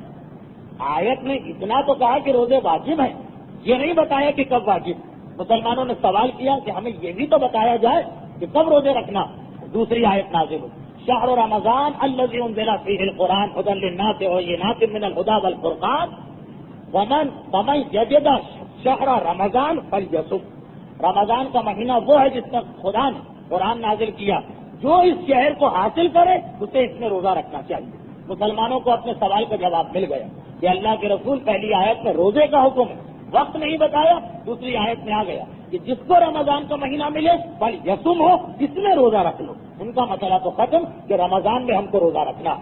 اب جو نیا رمضان آنے والا, پہلا رمضان مسلمان روزے کے لیے بیچے. دوسری ایک بات اس آیت میں جو علمی بات ہے وہ یہ کہ قرآن نے کہا کہ تم پر اس طرح سے روزے واجب ہے جس طرح تم سے پہلوں پر واجب. تم سے پہلوں پر واجب ہے, اس کا کیا مطلب ہے؟ بعض علماء نے کہا کہ اس کا مطلب یہ کہ مسلمانوں سے پہلے عیسائیوں اور یہودیوں پر جتنے بھی مذہب گزرے سب میں روزے تھے. چنانچہ بعض علماء تو روزے کی ایک تاریخ نکال کے لائے کہ مسلمانوں سے پہلے عیسائیت گزری, عیسائیت میں بھی روزے تھے, لیکن عیسائیوں کو روزے بڑے مشکل لگ رہے تھے, اس لیے کہ روزے کبھی بڑی شدید سردی میں آتے تھے, کبھی بڑی شدید گرمی میں آتے تھے. عیسائیوں نے یہ کیا کہ روزے کی تاریخ سردی گرمی سے بچا دی, بلکہ کہا کہ جب سردی ختم ہو موسم بہار شروع, تو جو بہترین موسم ہوتا تقریباً مارچ اپریل کا مہینہ, نہ زیادہ سردی ہے نہ ہی گرمی, دن بھی اس وقت صحیح ہے, موسم بھی ٹھیک, اس میں ہم روزے رکھا کریں گے. یہ آپس میں طے کر لیا, اپنی مرضی سے روزوں کی تاریخ کو بدل دیا. اچھا پھر یہ احساس تو تھا کہ اللہ نے تو یہ تاریخ نہیں رکھی, اللہ نے تو کبھی گرمی کبھی سردی کبھی بہار کبھی خزاں, تو انہوں نے خود یہ کہا کہ یہ جو ہم نے تاریخ اس کی معین کر لی اس کے کفارے میں ہمیشہ 30 روزے زیادہ رکھا کریں. تو عیسائی 50 روزے رکھتے تھے اور 30 اللہ والے 20 اپنے کفارے میں, کہ ہم نے اس کی تاریخ کو مقرر کر دی. یہ ہمارے علماء اہل سنت نے تحقیق کی ہے, علامہ زمخشری کی یہ تحقیق. لیکن ہمارے پاس ہماری کتابوں میں ایک عجیب روایت آ گئی. صادق آل محمد امام جعفر صادق علیہ الصلوۃ والسلام کا فرمان, جسے اعلام الورا میں علامہ طبرسی نے نقل کیا. امام نے کہا یہ جو قرآن کہہ رہا ہے کہ تم پر روزے واجب کیے جائے جس طرح تم سے پہلے پر واجب, امام فرما رہے ہیں کہ میرے جب کی امت سے پہلے کسی امت پر روزے واجب نہیں ہوئے.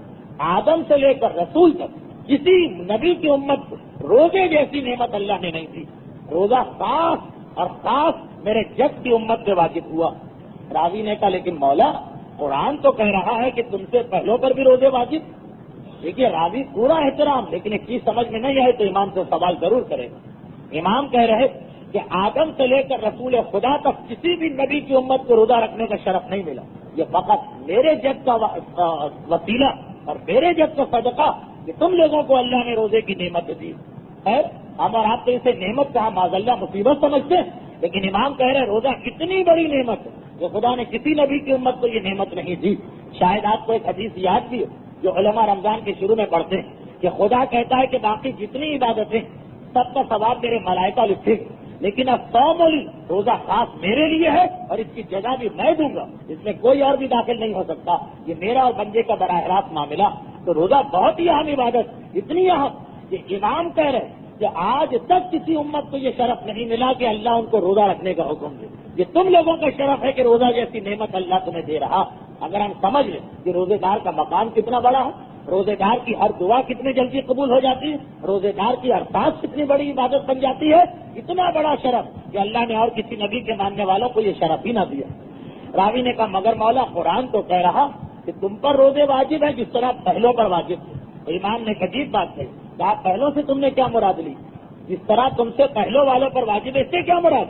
عام لوگ نہیں, اس سے مراد ہے انبیاء, یعنی آدم سے لے کر رسول تک صرف انبیاء کو روزہ رکھنے کی اجازت, انبیاء کو روزہ رکھنے کا حکم ملا اور کسی امت کو بتایا ہی نہیں گیا کہ روزہ کسے کہتے ہیں.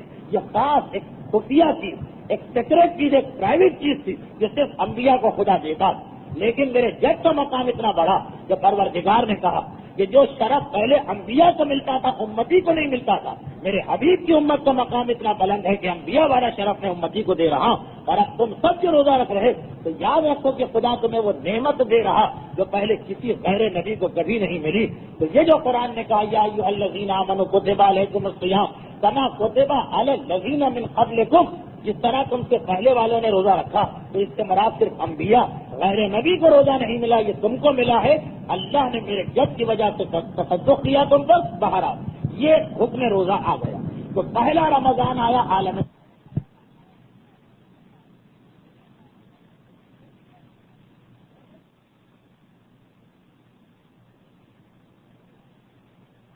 مل جائے۔ جب یہ رمضان ختم ہوا اور عید کا دن آیا تو فطرہ واجب ہوا۔ اس سے پہلے اسلام میں فطرہ واجب نہیں تھا، پہلا فطرہ بھی اسی سال واجب ہوا جس سال قبلہ بدلا، 2 ہجری قبلہ بدلا، اسی سال روزے واجب ہوئے، اسی سال فطرہ واجب ہوا۔ فطرے کا حکم بھی اسی سال آیا رمضان کے آخر۔ تیسری بات اور اس سال واجب ہوئی کہ اس سے پہلے عید کی نماز مسجد ہی میں ہو جایا کرتی تھی، اور عید ویسی عید تھی بھی نہیں، بغیر روزوں کی عید ہوتی تھی۔ تو اس سال پہلی مرتبہ پیغمبر نے عید کی نماز جنگل میں جا کے پڑھی۔ یہ آپ کو معلوم ہوگا ہمارے یہاں بعض وجوہات کی بنا پہ اس مستحب پہ عمل نہیں ہوتا۔ عید کی نماز مسجد میں پڑھنے سے زیادہ ثواب ہے میدان میں پڑھنے کا، کھلے میدان میں پڑھنے کا، آسمان تلے پڑھنے کا۔ عیدگاہ کا ایک تصور ہے اسلام کے پاس، یہ آپ کے مشاہدے میں ہے کہ بہرحال یہ مسئلہ تمام مسلمان مانتے ہیں۔ ہمارے یہاں عید کی نماز فقط مسجدوں میں ہوتی ہے، لیکن مسجد سے زیادہ ثواب اسلام میں میدان میں، سوائے مسجد الحرام سے۔ خانہ مکے میں اگر کوئی آدمی ہے تو وہاں تو یقیناً مسجد کے اندر جو خانہ کعبہ کی مسجد اس میں عید کی نماز پڑھو۔ اس کے علاوہ مدینے میں بھی اگر تو مدینے کی مسجد سے زیادہ ثواب ہے کہ مسجد کے باہر کسی میدان میں، کسی باغ میں، کسی صحرا میں خلاصہ یہ کہ کھلے آسمان نماز پڑھی جائے۔ تو پیغمبر نے پہلی نماز عید جو مسجد کو چھوڑ کے، یہ کوئی چھوٹی بات نہیں ہے، مسجد النبوی کا مقام اتنا بڑا، لیکن عید کی نماز میں رسول نے اس کو چھوڑ دیا، صحرا میں جا کے نماز پڑھائی۔ البتہ وہ جو اس زمانے میں صحرا تھا، آج وہ مسجد غمامہ مدینے کی جو اصلی مسجد ہے اس سے اتنا دور ہے کہ جتنا شاید یہاں سے آپ کی مسجد، بس اتنا ہی فاصلہ ہوگا۔ اب تو وہ صحرا، وہ جنگل بھی مدینے کا حصہ بن گیا، لیکن بہرحال اس زمانے میں وہ صحرا تھا۔ اس لیے میں یہ باتیں بتا رہا ہوں کہ آپ میں سے ہر سال کچھ لوگ عمرے پہ جاتے ہیں، کچھ حج پہ جاتے ہیں، تو یہ چیزیں ذہن میں رکھیے گا۔ جو پہلا سال ہے کہ رسول نے عید کی نماز مسجد میں نہیں پڑھائی۔ اچھا، اور اسی سال قربانی کا حکم آیا مسلمانوں میں، یعنی پہلی بقرعید بھی ایک ہی سال منائی گئی۔ جو 2 ہجری کا سال، اسی میں روزے آ گئے، اسی میں فطرہ آیا، اسی میں عید کی نماز آئی، اسی میں بقرعید کی قربانی آئی۔ اس سے پہلے عالم اسلام میں بقرعید کا تصور نہیں تھا، اس سے پہلے بقرعید نہیں تھی۔ اس سے پہلے کیا ہوتا تھا؟ جب تک مسلمان مکے میں تھے تو ہر آدمی حج پہ جاتا تھا، حج کی قربانی مینا میں ہوتی تھی۔ مدینے میں جو پہلی بقرعید آئی تو پتہ ہی نہیں کہ یہ بقرعید ہے، کوئی حکم ہی نہیں آیا۔ اگلی جو بقرعید آئی تو قربانی کا حکم آ گیا۔ تو پہلی بقرعید جو مدینے میں منائی گئی وہ اسی سال، جس کے واقعات اب سن رہے ہیں۔ پیغمبر نے 2 جانور ذبح کیے۔ اچھا، پیغمبر نے بکری ذبح نہیں کی، پیغمبر نے گائے ذبح نہیں کی، پیغمبر نے اونٹ ذبح نہیں کیا۔ پہلی بقرعید میں پیغمبر نے مینڈھا ذبح کیا، مینڈھا۔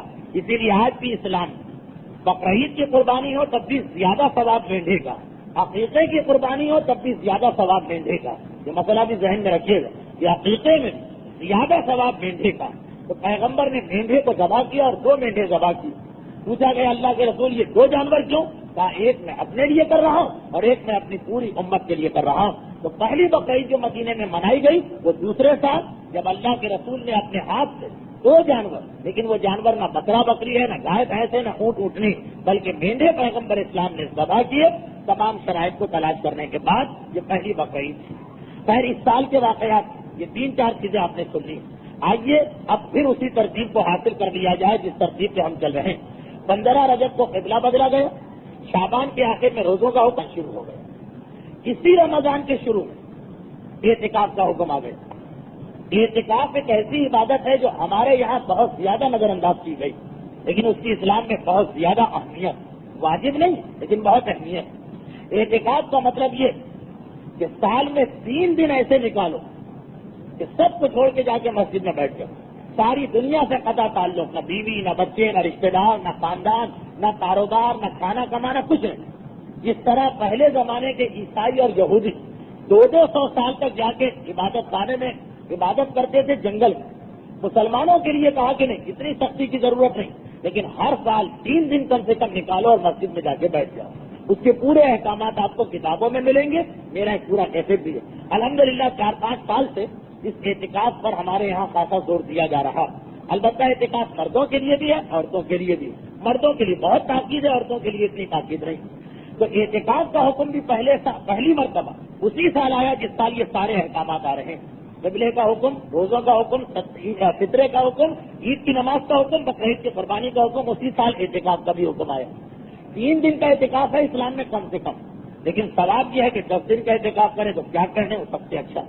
پیغمبر اسلام اس سال تیار تھے، اعتکاف کا حکم آیا، پہلا اعتکاف کرنا، لیکن عین وہی تاریخ ہے۔ اعتکاف پیغمبر کرتے ہیں 20 سے لے کے 29 رمضان، آخری 10 دن۔ عین انہی تاریخوں میں جنگ بدر آ گئی۔ جنگ بدر جو ہے یہ لڑائی انہی تاریخوں میں آگے جس میں رسول اعتکاف کرتے ہیں۔ تو تاریخوں میں یہ ہے کہ اس سال پیغمبر اعتکاف نہیں کر سکے۔ اخبار عیون و رضا میں معصوم کی حدیث کہ جو پہلا اعتکاف آیا میرے جد وہ نہیں کر سکے، تو جب اگلا سال آیا 1 سال کے بعد رمضان، تو پیغمبر نے 2 اعتکاف کیے۔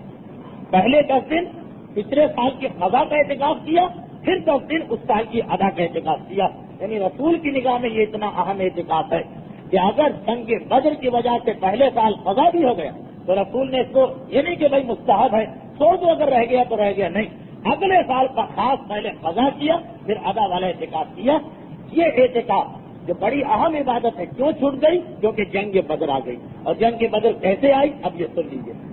پیغمبر اسلام رمضان کے اندر روزے کی حالت میں، سارے مسلمان روزوں کی حالت میں جا چکے ہیں، لیکن اس دفعہ کا روزہ جو پہلے روزے تھے، پچھلے سال کی ایک تقریر میں اس کی تفصیل آئی تھی۔ پہلے سال کے روزے کچھ ایسے سخت تھے کہ بہت سے مسلمان گھبرائے جا رہے تھے۔ دیکھیے، ایک تو جو آدمی روزے کا عادی نہ ہو اسے آپ کہیں کہ روزہ رکھو، اس کے لیے وہی مشکل۔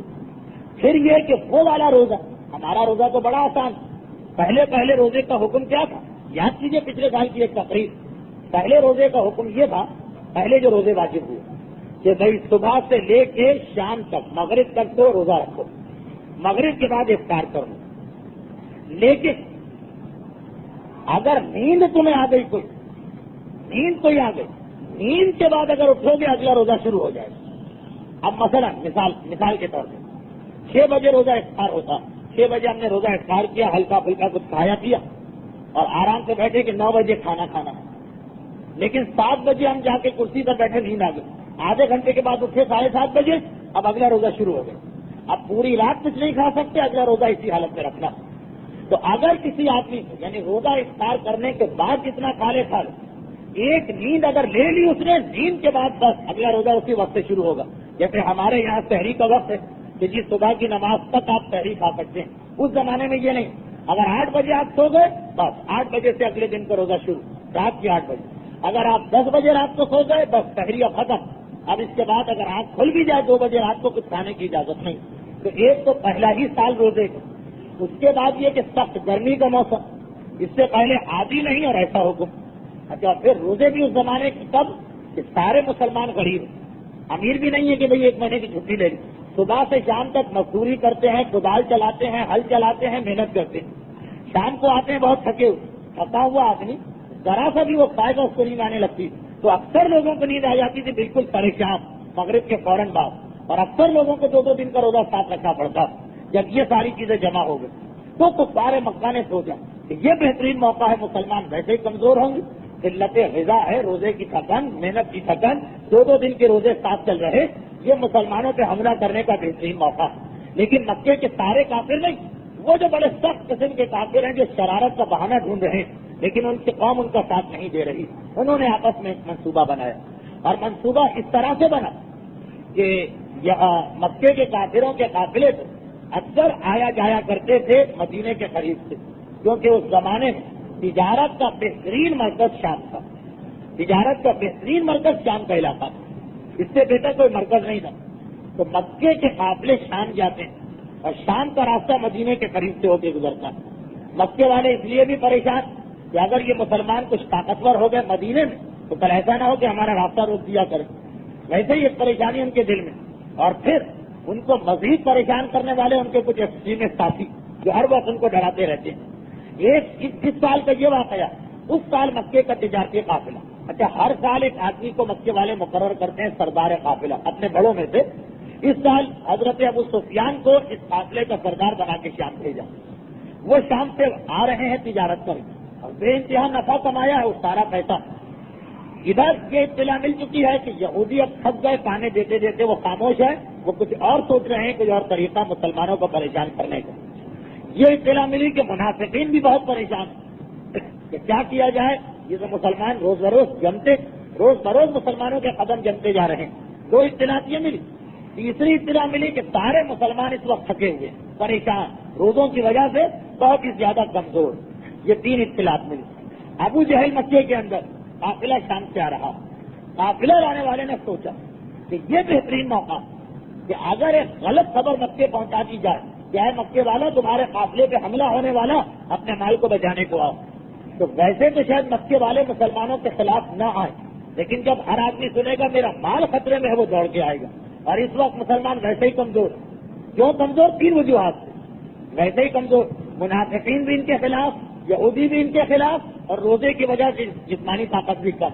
یہ بہترین موقع ہے مسلمانوں پہ حملہ کرنے کا۔ چنانچہ شام سے آنے والے قافلے کے لیڈر یا قائد نے فوراً اعلان کر دیا کہ مجھے ایک اہم ترین پیغام مکے تک پہنچانا، جو اسے لے کے جائے گا میں اسے ایک بہت ہی بڑا اور بھاری انعام دوں گا۔ زمزم نامی یہ غلام تیار ہو گیا کہ میں ہوائی جہاز کی تیزی سے آپ کا پیغام لے کے جاؤں گا۔ چنانچہ اس کو پیغام دے کے بھیجا۔ وہاں ابو جہل بھی اسی فکر والا، وہ بھی ایکسٹریمسٹ ہے، انتہا پسند ہے، چاہتا ہے کوئی ہنگامہ ہو، کوئی جھگڑا ہو، کوئی شور شرابہ۔ پیغام اس تک پہنچا، اس نے حرم میں اعلان کرا دیا، کیا ہے مکے والوں، میں تم سے پہلے ہی کہہ رہا تھا کہ ابھی یہ محمد مدینے گیا ہے، فوراً حملہ کر کے مار دو۔ تم مجھے روکتے رہتے تھے کہ نہیں بھائی ہمارے یہاں سے چلا گیا، ہماری تو جان چھوٹی، اب ہم کو کہیں بھی جائیں، لیکن نہیں، تمہاری جان نہیں چھوٹی ہے۔ دیکھو ہمارے قافلے کا جو سردار ہے اس کا پیغام آیا کہ اس محمد نے ایک لشکر تیار کر لیا، مدینے سے نکل کے اس قافلے پہ حملہ کرنے والا، تم میں سے ہر ایک کا مال وہاں پہ ہے، تم میں سے ہر ایک کے لیے خطرہ ہے، تو تمہیں جانا پڑے گا۔ مال کے خطرے کی بات 2 4 15 نوجوانوں کا ابو جہل پہلے ہی تیار کر چکا۔ جیسے ہی اس نے یہ پیغام پڑھا اور تقریر کی، ایک مرتبہ نوجوانوں نے ہلڑ مچا دیا، ہم جائیں گے، ہم انتقام لیں گے، ہم بچائیں گے، ہم بے غیرت نہیں ہیں، ہم بے شرم نہیں ہیں۔ جب ایسا ماحول بنتا تو ہر آدمی کو اس ماحول میں بہ جانا پڑتا۔ اچھے خاصے سمجھدار لوگ بھی اپنے آپ کو مجبور پاتے ہیں کہ اگر ذرا بھی مخالفت کی تو جوتے پڑیں گے، ساری قوم ہمارے خلاف ہو جائے گی۔ پتا بھی ہے کہ یہ بات غلط ہو رہی، بھائی پہلے تحقیق کرو، معلومات کرو، صحیح ہے غلط، لیکن نہیں، یہ بالکل جو عقل کی بات، لیکن پتا ہے کہ ایسا ماحول بن گیا جوش کا کہ عقل کی بات تو کرنا ہی نہیں ہے، وہی کرو جو سب کر رہے ہیں۔ چنانچہ سب کے سب، حتیٰ یہ کہ جو سمجھدار اور سنجیدہ سردار تھے، جو ابھی بھی راضی نہیں تھے، کہہ رہے تھے کہ نہیں پہلے کوئی آدمی بھیج کے معلوم کرنا چاہیے کہ واقعاً کوئی خطرہ ہے یا ہمارے ساتھی کو دھوکہ ہوا۔ جب نوجوانوں نے ہلڑ مچایا تو ایک مرتبہ وہ بھی ایک خاموش ہو گئے اور ایک بہت بڑا 950 آدمیوں کا لشکر تیار ہو گیا مکے سے، ہر آدمی چل رہا۔ اچھا اس کے اندر یہ جو 950، اس میں زیادہ تر بڑے بڑے آدمیوں کو بلایا گیا، کیونکہ بات اس وقت ہو رہی ہے اپنا مال بچانے۔ وہ جو فقیر ہے بیچارے بھک منگے، ان کا تو مسئلہ ہی نہیں ہے، مال رہے یا بچے ہمارا تو ہے ہی نہیں، اگر بچ کے آ گیا تو ہمیں کیا ملے گا، اگر لٹ گیا تو ہمیں کیا ملے گا۔ تو جنگ بدر کی ایک خصوصیت یہ کہ اس میں مکے کے بڑے بڑے سردار آئے، احد میں، خندق میں یہ مسئلہ نہیں تھا، اسی لیے جنگ بدر کے بعد جو مکے والوں کی کمر ٹوٹی ہے ایسا نقصان اور کسی لڑائی میں نہیں ہوا، جو سارے ہی سردار اس میں مار دیے گئے۔ جب یہ لشکر بدر کے مقام پر پہنچا تھا، جو آپ سنیں گے اگلے منگل کو، تو پیغمبر نے بھی یہی کہا تھا کہ اے مسلمانوں آگے بڑھو، اور یاد رکھو آج مکے نے اپنے جگر کے ٹکڑے تمہارے سامنے پیش کر دیے۔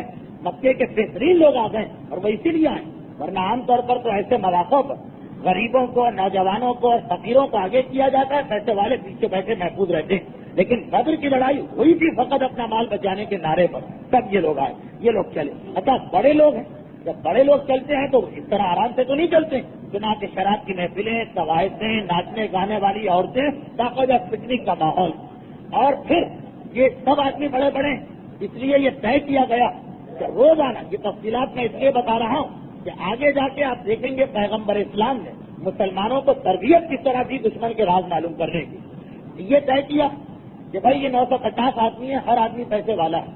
اچھا غریب غربا جاتے ہیں تو وہ کیا کرتے ہیں، چندہ جمع کر کے کھانے پینے کا انتظام کرتے ہیں۔ اب یہاں تو ہر آدمی لکھپتی، یہ طے پایا کہ بھائی ہم 10-12 دن کے لیے جا رہے ہیں، ایک ایک آدمی روزانہ اپنے ذمے لے لے۔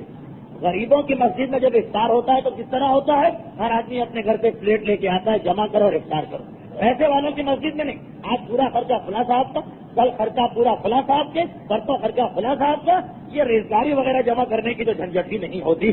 بہرحال میں یہ نہیں کہہ رہا کہ یہ خلاف اسلام، لیکن پیسے والوں کا مزاج ہر جگہ ایسا کہ باقی لشکر جائے گا تو چندے ہوں گے. اس جنگ بدر میں کوئی چندہ نہیں ہوا.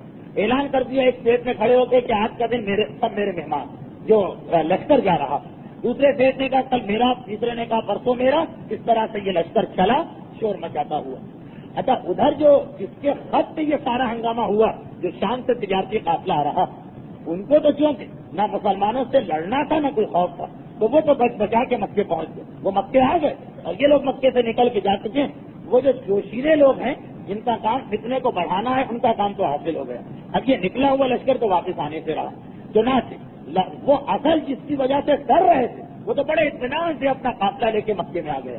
ابو جہل ان لوگوں کو لے کے چلا، بدر کے مقام تک پہنچا. اچھا اب مسلمان مدینے کے اندر بیٹھے. کبھی آپ دیکھیں گے کہ مسلمانوں کو جب مسلمان مدینے سے باہر نکلے تھے یہ خبر سن کے کہ کافر آ رہے ہیں، تو یہ پتا نہیں چل پا رہا تھا کہ کتنے کافر ہیں، تعداد پتا نہیں چل رہی. ایک غلام ان کے ہاتھ میں آ گیا مکے والوں کا، اس کو پکڑ لیا مسلمانوں نے. بہرحال کیونکہ وہ جنگ نہیں کر رہا، اسے مارا پیٹا نہیں، اس سے صرف اتنا کہا کہ یہ بتاؤ کہ مکے سے کتنے کافر نکلے. اس نے کہا مجھے نہیں پتا، میں تو غلام ہوں، مجھے کیا پتا، نہ میں نے کبھی گنتی کی ہے کبھی کچھ کیا. اس غلام کو لے کے لوگ پیغمبر کے پاس آئے، اللہ کے رسول یہ کافروں کا غلام ہمارے ہاتھ لگ گیا، لیکن یہ نہیں بتا پا رہا کہ ہمارے دشمنوں کی تعداد کیا. پیغمبر کو معلوم، لیکن ایک طریقہ بتا رہے کہ مسلمان احمق نہیں ہوتا، بے وقوف نہیں ہوتا، عقل رکھتا.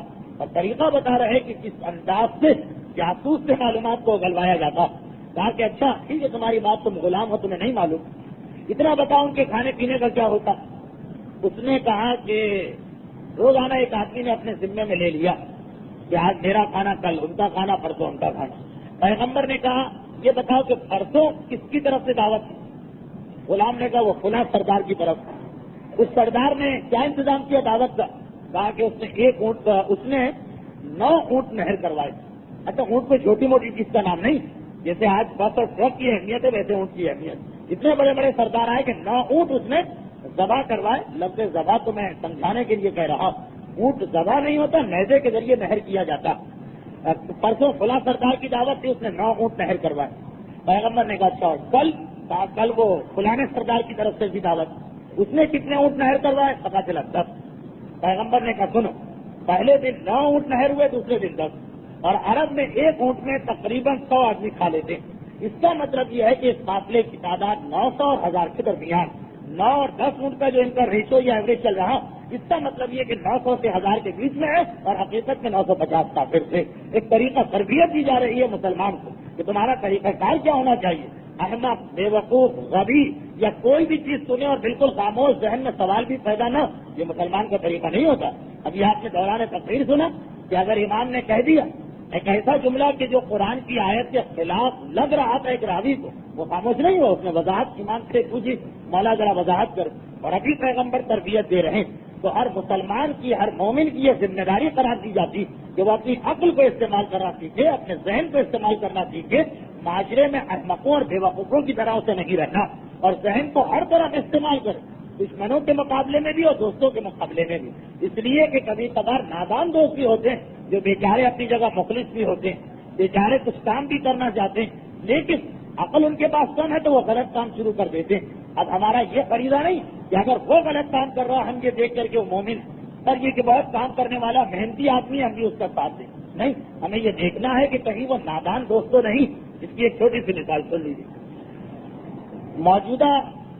موجودہ صدی تو خیر ہے، لیکن اگر پوری انسانیت کی تاریخ دیکھی جائے تو انبیاء اور ائمہ کے بعد غیر معصوم جن شخصیتوں انسانیت پر احسان کیا ہے ان میں نمایاں ترین نام آپ کو حضرت امام خمینی کا نظر آئے گا رضوان اللہ علیہ. ائمہ اور انبیاء کو چھوڑ کر غیر معصوموں کی تاریخ کتنی شخصیتیں ایسی جو امام خمینی کے قریب بھی سمجھی جائیں. اپنی ایک منفرد نوعیت کی شخصیت تھی امام خمینی کی. جناب وہ لوگ جو مقلد کسی اور مجتہد کے تھے لیکن اس کا احترام، عقیدت اور عشق امام خمینی سے رکھتے تھے.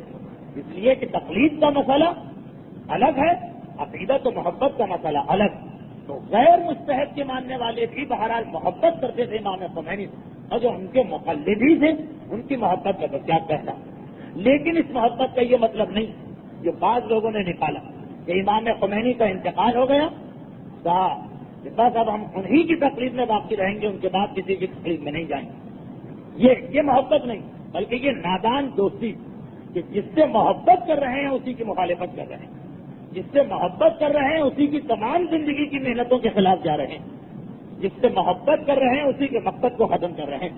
اس لیے کہ امام خمینی نے کئی مرتبہ یہ جملہ کہا. ایک بار امام خمینی کے سامنے یہ بات پہنچ گئی کہ کچھ ان کے عقیدت مند، لیکن جیسا میں نے کہا کہ حق والوں میں بھی کچھ جوشیلے لوگ ہوتے، اتنے جوشیلے کہ پھر غور بھی نہیں کرتے کہ ہم جو کام کر رہے ہیں اس میں حق کے مطابق ہے یا حق کے خلاف ہے. کچھ امام خمینی کے جوشیلے عقیدت مند امام خمینی کے پاس اطلاع پہنچی کہ وہ لوگ اپنے محبت کے اندر، عشق خمینی کے اندر بعض لوگوں کو مجبور کر رہے ہیں کہ آپ کسی اور مجتہد اور کسی اور مرجع کی تقلید نہ کریں. جسے تقلید کرنا ہے امام خمینی کی تقلید کرے، کسی اور کی تقلید نہ کی جائے. جب یہ اطلاع پہنچی امام خمینی کے پاس تو ایک مرتبہ ان کو بلایا اور انتہائی جلال کے عالم میں سوال کیا کہ یہ تم کیا کر رہے ہو؟ تم خمینی کی ساری محنتوں اور سارے مقصد کو ختم کر رہے ہو. کیا خمینی یہ انقلاب اس لیے لے کے آیا کہ لوگوں کو اپنا مقلد بنائے، اپنے ماننے والوں کی تعداد بڑھائے؟ تم کیا سمجھتے ہو یہ انقلاب اسلام کے لیے آیا یا خمینی کی ذات کے لیے آیا؟ یعنی جیسی محبت کا مظاہرہ تم لوگ کر رہے، یہ امام خمینی ان سے کہہ رہے ہیں، اس کا مقصد تو یہ ہوا کہ میں یہ انقلاب نہ اللہ کے لیے لایا، نہ اسلام کے لیے لایا، نہ دین کے لیے لایا. میں اس لیے انقلاب لایا کہ میرے ماننے والے بڑھ جائیں، میری تقلید میں اضافہ ہو جائے. تم نے تو میرے پورے مقصد کو ختم کر کے رکھ دیا. یہ انقلاب اللہ کے لیے آیا، یہ انقلاب اسلام کے لیے آیا. جب اسلام کے لیے آیا تو ہر آدمی جو اس کی شرعی ذمہ داری ہے اس پر عمل کرنے میں آزاد. اگر وہ سمجھتا کہ کوئی اور مجتہد مقلد ہے، کوئی اور مجتہد عالم ہے، وہ اس کی تقلید کرے گا. کوئی مجھے سمجھتا ہے وہ میری تقلید کرے گا. یہ انقلاب نہ تقلید کی خاطر آیا، نہ میرے ماننے والوں کی تعداد بڑھانے کی خاطر آیا. انقلاب دین اور اسلام کے لیے آیا. تو مقصد خمینی کے خلاف ہو جاتے ہیں بعض ان کے ماننے والے، فقط عقیدت و جوش میں. ان کی نیت میں کوئی خرابی نہیں، ان کے جذبے میں کوئی کمی نہیں، لیکن وہی چیز جس کی تربیت معصومین نے دی اور امام خمینی نے جو پیغام دیا وہ کبھی ذہن سے نکل جاتا. اسی کا نتیجہ یہ کہ خود امام خمینی کا فتویٰ کہ جب مجتہد کا انتقال ہو جائے اس کے بعد اس کی تقلید میں باقی رہنے کی اجازت نہیں. ایک دن آپ اس کی تقلید میں باقی نہیں رہ سکتے. ایسے لوگ آج بھی مجھے مل رہے ہیں. جب امام خمینی کے بعد ہم کسی کی تقلید نہیں کریں گے، امام خمینی کے بعد ہم کسی اور کے مسئلے کو نہیں مانیں گے. یہ امام خمینی کی زندگی بھر کی محنتوں کے خلاف. آج میرا ارادہ تھا کہ وہ مسئلہ جسے میں ایام ادا کی مجالس میں بیان کر چکا ہوں یہاں پہ بیان ہو جائے، کیونکہ یہ دو مسئلے بڑے اہم تھے. ایک سیور ٹکٹ کا جو پچھلی دفعہ آ گیا اور ایک امام خمینی کی تقلید کرنے والوں کا کہ اب وہ کیا کرے. لیکن وقت کی کمی کی وجہ مسئلہ صرف ایک مسئلہ بتا کے آج کی بات مکمل کرتا ہوں، اور وہ صرف اتنا مسئلہ کہ امام خمینی کے انتقال کے فوراً بعد ان کی تقلید پر باقی رہ بھی سکتے ہیں اور رہنا حرام بھی ہے. دونوں باتیں صحیح ہیں.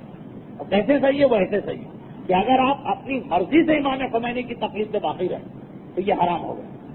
لیکن اگر آپ پہلے کسی زندہ مجتہد کی تقلید کریں اور ان کی اجازت سے امام خمینی کی تقلید سے باقی رہے تو یہ بالکل جائز ہو گئے. امام خمینی کی تقلید پر باقی رہنا جائز بھی ہے اور حرام بھی ہے. اگر آپ اپنی مرضی سے گئے تو حرام، میں مجتہد سے پوچھ کے گئے تو جائز. یہاں کے ماحول کو دیکھتے ہوئے کہ بہرحال جو حسینی تابوت کمیٹی میں درج ہوتا اتنی دقت تو یہاں نہیں آ سکتی ہے. بہت مختصر کر دوں مسئلہ. امام خمینی کے مقلدوں کا طریقہ کار کیا ہوگا کہ جیسے ہی امام خمینی کے انتقال ہوا اب ان کی ذمہ داری کہ فوراً ان کی تقلید چھوڑ دی. اور پھر کیا کیا؟ اب یہ ڈھونڈیں کہ امام خمینی کے بعد دنیا میں جتنے مجتہد اس وقت ہیں ان میں کون ایسا ہے جس کی تقلید کی جا سکے، یعنی عادل ہو اور عالم ہو، گنہگار نہ ہو اور علم میں سب سے زیادہ. اب امام خمینی کے پاس پہلے اس کو ڈھونڈے. یہ پہلا مرحلہ ہے کہ ڈھونڈے. نمبر 2 دوسرا مرحلہ، جب آپ کو مل گیا آپ کو اپنی تحقیق کرنا ہے، علماء سے پوچھنا ہے جو نجف اور قم ہو کے آئے ان سے پوچھنا. جب آپ کے سامنے ایک نام آ گیا تو اب فوراً نیت کرنا ہے کہ آج سے میں ان کی تقلید میں جا رہا ہوں. میں مسئلے کو بہت ہی آسان کر رہا ہوں.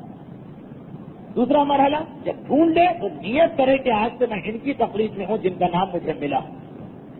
تیسرا مرحلہ، اب آپ ان سے اجازت لیں کہ کیا میں جتنے مسئلے امام خمینی کی یاد کیے ہیں ان پر باقی رہ سکتا ہوں. دیکھیے ایک عالم کے لیے تو بہت آسان ہے روزانہ 10, 20, 50 مسئلے یاد کرنا. ایک عام آدمی کے لیے بڑا مشکل ہے کہ اتنی محنت کے ساتھ ہم نے امام خمینی کے 500 مسئلے یاد کیے. اب اگر کہا جائے کہ سب چھوڑ کے نئے سرے سے نئے مسئلے یاد کرو تو یہ بڑا مشکل ہے. ہاں اگر یہ واجب ہو جائے تو یہ تو کرنا ہی پڑے گا, لیکن پوچھ لیں اس نئے مجتہد سے جن کی آپ نے تقلید کی کہ کیا آپ اجازت دیتے ہیں کہ جتنے مسئلے مجھے یاد ہیں امام خمینی کے اس میں تو میں انہیں پر باقی رہوں, اور نیا مسئلہ پیش آئے تو آپ سے پوچھیں. یہ تیسرا مرحلہ ہے, ان سے اجازت لیں. اگر وہ اجازت دے دے باقی رہنے کی تو اب آپ کا چوتھا مرحلہ شروع ہوگا. لیکن پہلے میں یہ سمجھا دوں کہ اجازت سے کیا مطلب ہے. اجازت کا مطلب یہ نہیں ہے کہ آپ ان نئے مجتہد کو خط لکھیں کہ آپ مجھے اجازت دے دیجیے, نہیں. یہ بھی نہیں ہے کہ نئے مجتہد کے وکیل کے پاس جا کے کہیں کہ کیا آپ اجازت دیتے ہیں کہ میں امام خمینی کے مسائل پہ باقی رہوں. اجازت کا مطلب یہ نہیں ہے کہ آپ مجتہد سے رابطہ کریں یا اس کے وکیل سے رابطہ کریں, نہیں. اجازت کا مطلب یہ ہے کہ جس نئے کی تقلید میں گئے اس کی کتاب کھول کے دیکھیں کہ وہ کیا فتویٰ دیتا ہے مردہ کے بارے میں. جیسے آغا کوئی اور آغا راکی, یہی دو نام آئے. دونوں نے کہا کہ جتنے مسئلے آپ کو امام خمینی کی یاد ہے اس پر آپ عمل کیجیے, نئے مسئلے میں ہماری طرف آئیے. تو چوتھا مرحلہ کیا ہوا کہ جتنے پرانے مسئلے یاد ہیں اس سے تو امام خمینی کے باقی رہنا, چاہے ایسا ہی مسئلہ کیوں نہ ہو جس سے آپ پیچھا چھڑانا چاہ رہے ہیں. خود امام خمینی کی زندگی میں یہ جو کچھ لفظ میں ایسے کہہ دیتا ہوں اس کا برا مفہوم نہ لیجیے. مثلا امام خمینی کی زندگی میں بہت سے ایسے مخالف تھے ان کے امام تھے جو کہتے تھے کہ امام خمینی کے ہر مسئلے پہ ہم عمل کریں گے. لیکن یہ جو مسئلہ ہے کہ رمضان میں اگر آپ سارا در سے حد چوکی گئے تب بھی روزہ آپ کا قضا, اور اسٹیل مل گئے تب بھی روزہ آپ کا قضا, اور یہ کہ شہر کے اندر بھی گھومنے سے آپ کا روزہ ختم ہو جاتا ہے اور قضا کیجیے. امام خمینی کی زندگی میں بھی بہت سے لوگ کہتے تھے کہ اس میں کوئی رابطہ ہے کہ ہم دوسرے کے مسئلے پہ عمل کر لیں. تو اب جب امام خمینی کا انتقال ہو گیا تب بھی یہی بات رہے گی. تو نہیں, جتنے مسئلے آپ کو امام خمینی کے یاد ہیں ان میں آپ کو باقی رہنا ہی پڑے گا, آپ اس کو چھوڑ نہیں سکتے. یہ نہیں کہہ سکتے کہ اب تو میں نیا آ گیا کوئی کی تکلیف میں آ گیا تو ان کے مسئلے پہ عمل کر کے روزے رکھ لوں, نہیں. جتنے یاد ہیں وہ امام خمینی کے. ہاں جو مسئلے آپ کو نئے پیش آئے یا جو مسئلے یاد سے بھول گئے آپ, اب مثلا 3 سال پہلے جو آدمی حج پر گیا تھا امام خمینی کی تقلید میں, اب اگر اس سال وہ حج سے جانا چاہ رہا تو بہت سے مسئلے بھول گیا ہوگا کہ اس وقت امام خمینی کا کیا فتویٰ تھا, کیونکہ ایک دفعہ عمل کیا پھر 3 سال کا وقت آ گیا. تو جو مسئلے انسان بھول گیا ان مسئلوں میں نئے مجتہد کی بات مانی جائے گی, بس یہ طریقہ کار. تو پھر بہت ہی مختصر, جیسے ہی پرانے مجتہد کا انتقال ہو اس کی تقلید فوراً چھوڑ دیں اور ڈھونڈنے لگیں کہ اب نیا مجتہد کون ہے. اس کے بعد دوسرا مرحلہ, جب نئے مجتہد کا نام معلوم ہو جائے دل میں نیت کریں کہ آج سے ان کی تقلید کریں. تیسرا مرحلہ پھر ان سے پوچھیں کہ پرانے مجتہد کے بارے میں کیا حکم. اور چوتھا مرحلہ یہ کہ نئے مجتہد نے یہ حکم دیا کہ جتنے مسئلے آ گئے خمینی کی یاد میں اس پہ باقی رہیے, نئے مسئلے مجھ سے پوچھیے. آپ خمس کا مسئلہ جو آئے گا وہ یہ ہے کہ خمس جو ہے وہ آپ کو نئے مجتہد کو دینا یا اس کے وکیل کو. امام خمینی کے جتنے وکیل ہیں سب ختم ہو گئے. ختم کا مقصد یہ نہیں ہے کہ معاذ اللہ وکیل مر گئے ان کی وکالت ختم ہو گئی. جس تنظیم کے پاس اجازت نامہ تھا اجازت نامہ ختم ہو گیا. جس عالم کے پاس اجازت نامہ تھا اجازت نامہ ختم. جس مسجد کے پاس اجازت نامہ تھا وہ ختم. جس امام باڑے کے پاس اجازت نامہ تھا سب ختم. امام خمینی کی تقلید پر باقی رہنے والے بھی اپنا خمس اب نئے مجتہد اور اس کے وکیل کو دیں. یہاں تک کہ وہ والا خمس بھی جو انہوں نے نکالا امام خمینی کی زندگی میں نکالا تھا. ایسے لوگ ہیں جو خمس دینے میں ذرا سستی کرتے ہیں. مئی میں خمس انہوں نے نکال لیا تھا جب امام خمینی زندہ تھا, وہ پہنچا دیں گے اگلے مہینے.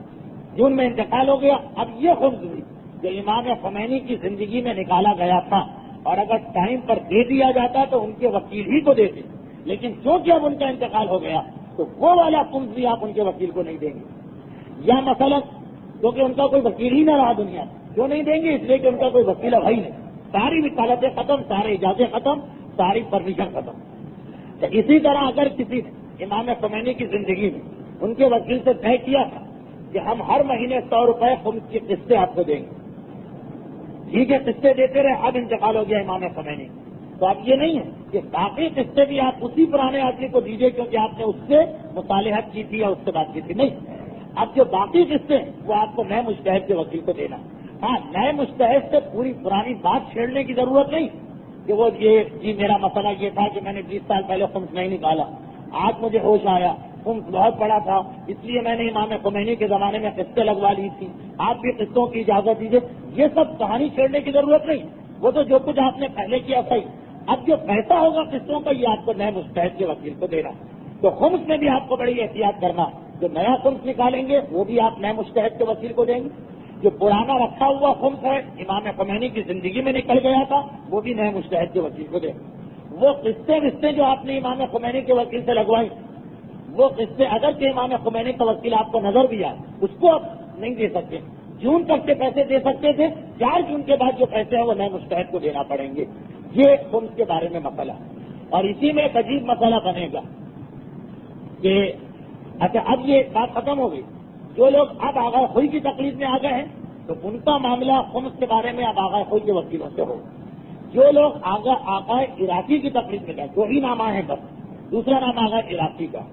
تو جو آغا عراقی کی تقلید میں گئے ہیں وہ آغا عراقی کے وکیل کو خمس دیں گے. آغا خوئی کے وکیل کو جانے پہچانے، لیکن آغا عراقی کے وکیل کون ہے؟ آغا عراقی نے ایک حکم نامہ جاری کیا کہ جو امام خمینی کا وکیل ہے اور جس کے پاس امام خمینی کی کوئی اجازت، وہ سب میرے وکیل بھی بن گئے اور وہ اجازت کی میں بھی تصدیق کرتا ہوں. یعنی اب وہی وکیل جو آغا خمینی کا تھا وہی آغا عراقی کا بن گیا. تو اگر آپ آغا عراقی کی تقریب میں گئے اپنا خمس اسی پرانے آدمی کو دیں گے. لیکن اگر کوئی پوچھے اس کو کیوں دے رہے ہو خمس، یہ آپ نہیں کہہ سکتے کہ یہ امام خمینی کا وکیل ہے، نہیں، وہ ختم. آپ اسی پرانے آدمی کے بارے میں کہیں گے یہ آغا عراقی کا وکیل ہے اس لیے میں اس کو دے رہا ہوں. تو امام خمینی کے وہ مقلد جو آغا عراقی کی تقلید میں گئے ان کا تو خمس کا مسئلہ وہی پرانا رہا، انہی آدمیوں کو دینا ہے، انہی تنظیموں کو دینا ہے، انہی مسجدوں کو دینا ہے. لیکن امام خمینی کے وہ مقلد جو آغا خوئی کی تقلید میں آ گئے ان کو اس بات کا خیال رکھنا کہ اب سب کا سب آغا خوئی کے وکیل کو لا کے دینا پڑے گا، یا اس مسجد کو دینا ہے جس کے پاس آغا خوئی کا اجازت نامہ. چاہے خمس آپ آغا خوئی کے فتوے سے ہٹ کے نکالیں پھر بھی آپ کو دینا پڑے گا آغا خوئی کے وکیل کو. مثلا چھوٹی سی مثال، بلکہ نہیں، اس مثال کا آج وقت نہیں ہے، یہ مثال میں انشاءاللہ کل ہی دوں گا. تو ایک سوال یہ پوچھا گیا کہ امیر المومنین کی شہادت کے سلسلے میں رمضان میں زنجیر مارنا ثواب ہے یا گناہ؟ بہرحال رمضان کے اندر بھی یہ بات ذہن میں رکھیے گا کہ ہماری فقہ کے اعتبار سے خون نکالنے سے روزہ نہیں ٹوٹتا. بعض اور مسلمان کہتے ہیں جن کے نزدیک اگر حالت روزے میں خون نکل ہے جسم سے تو روزہ گئے، ہمارے ہاں نہیں، روزہ صحیح رہتا.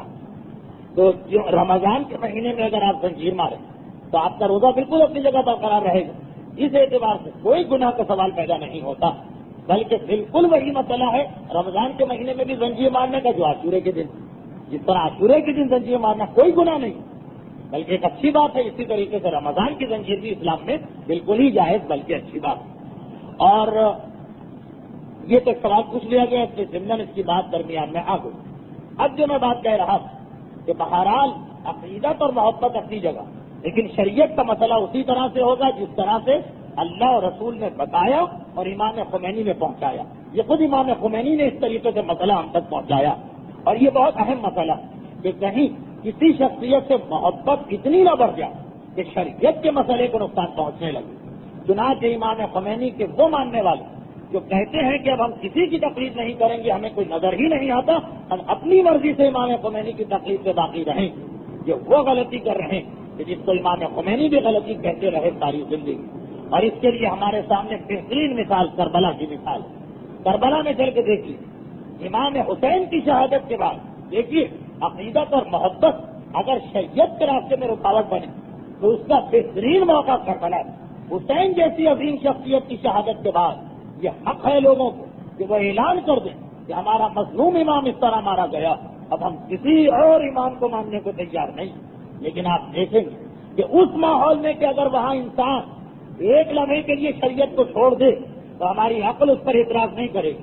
جس گھر سے 18 لاشیں نکلے، جس کے 18 خیموں کو آگ لگا دی گئی، جن بیویوں کے سروں سے چادروں کو چھین دیا گیا، جن بچوں کے تماچوں پہ تماچے لگائے گئے، وہ اگر غم و علم کی شدت سے کہہ دیں ہمارا مولا حسین دنیا سے چلا گیا، اب ہم کسی اور کو اس وقت امام نہیں مان رہے، تو ایک لمحے کے لیے بات سمجھ میں آتی ہے. لیکن کربلا نے بتایا یہ غم اتنا، مصیبت اتنی، اس میں بھی پہلا فریضہ جو انجام دیا گیا وہ سید سجاد کی امامت کا اعلان تھا۔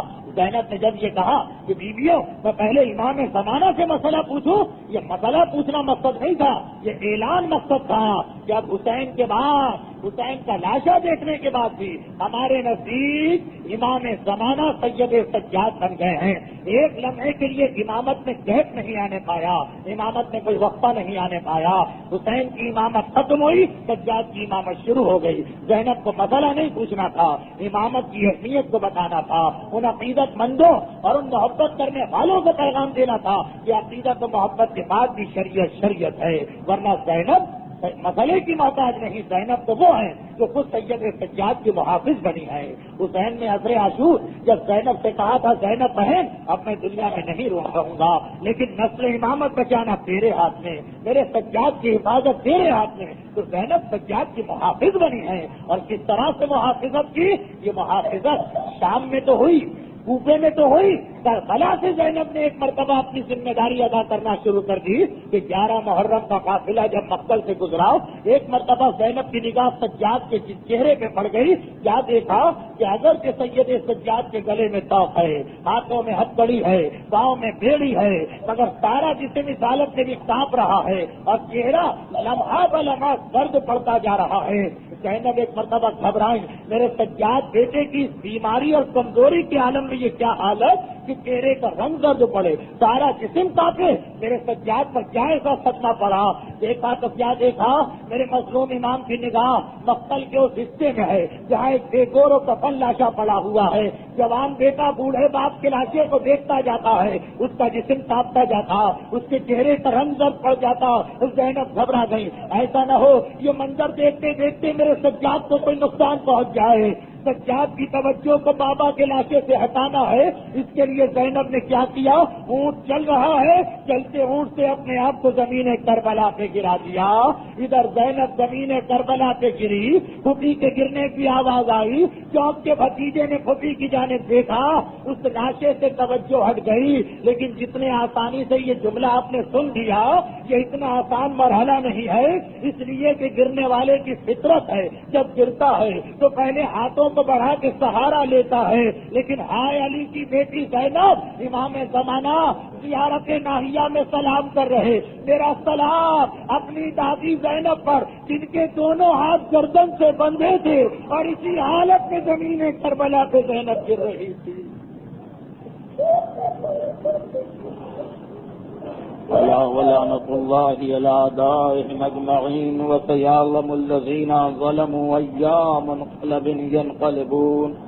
ایک سورہ فاتحہ امام خمینی رضوان اللہ علیہ، شہید قائد حجت الاسلام سید عارف حسین الحسینی، جملہ مرحوم مومنین و مومنات، خصوصاً جن مرحوم کے ایصال ثواب کی مجلس ہے، یعنی مرحوم انور علی حبیب کے ایصال ثواب کے لیے سورہ فاتحہ۔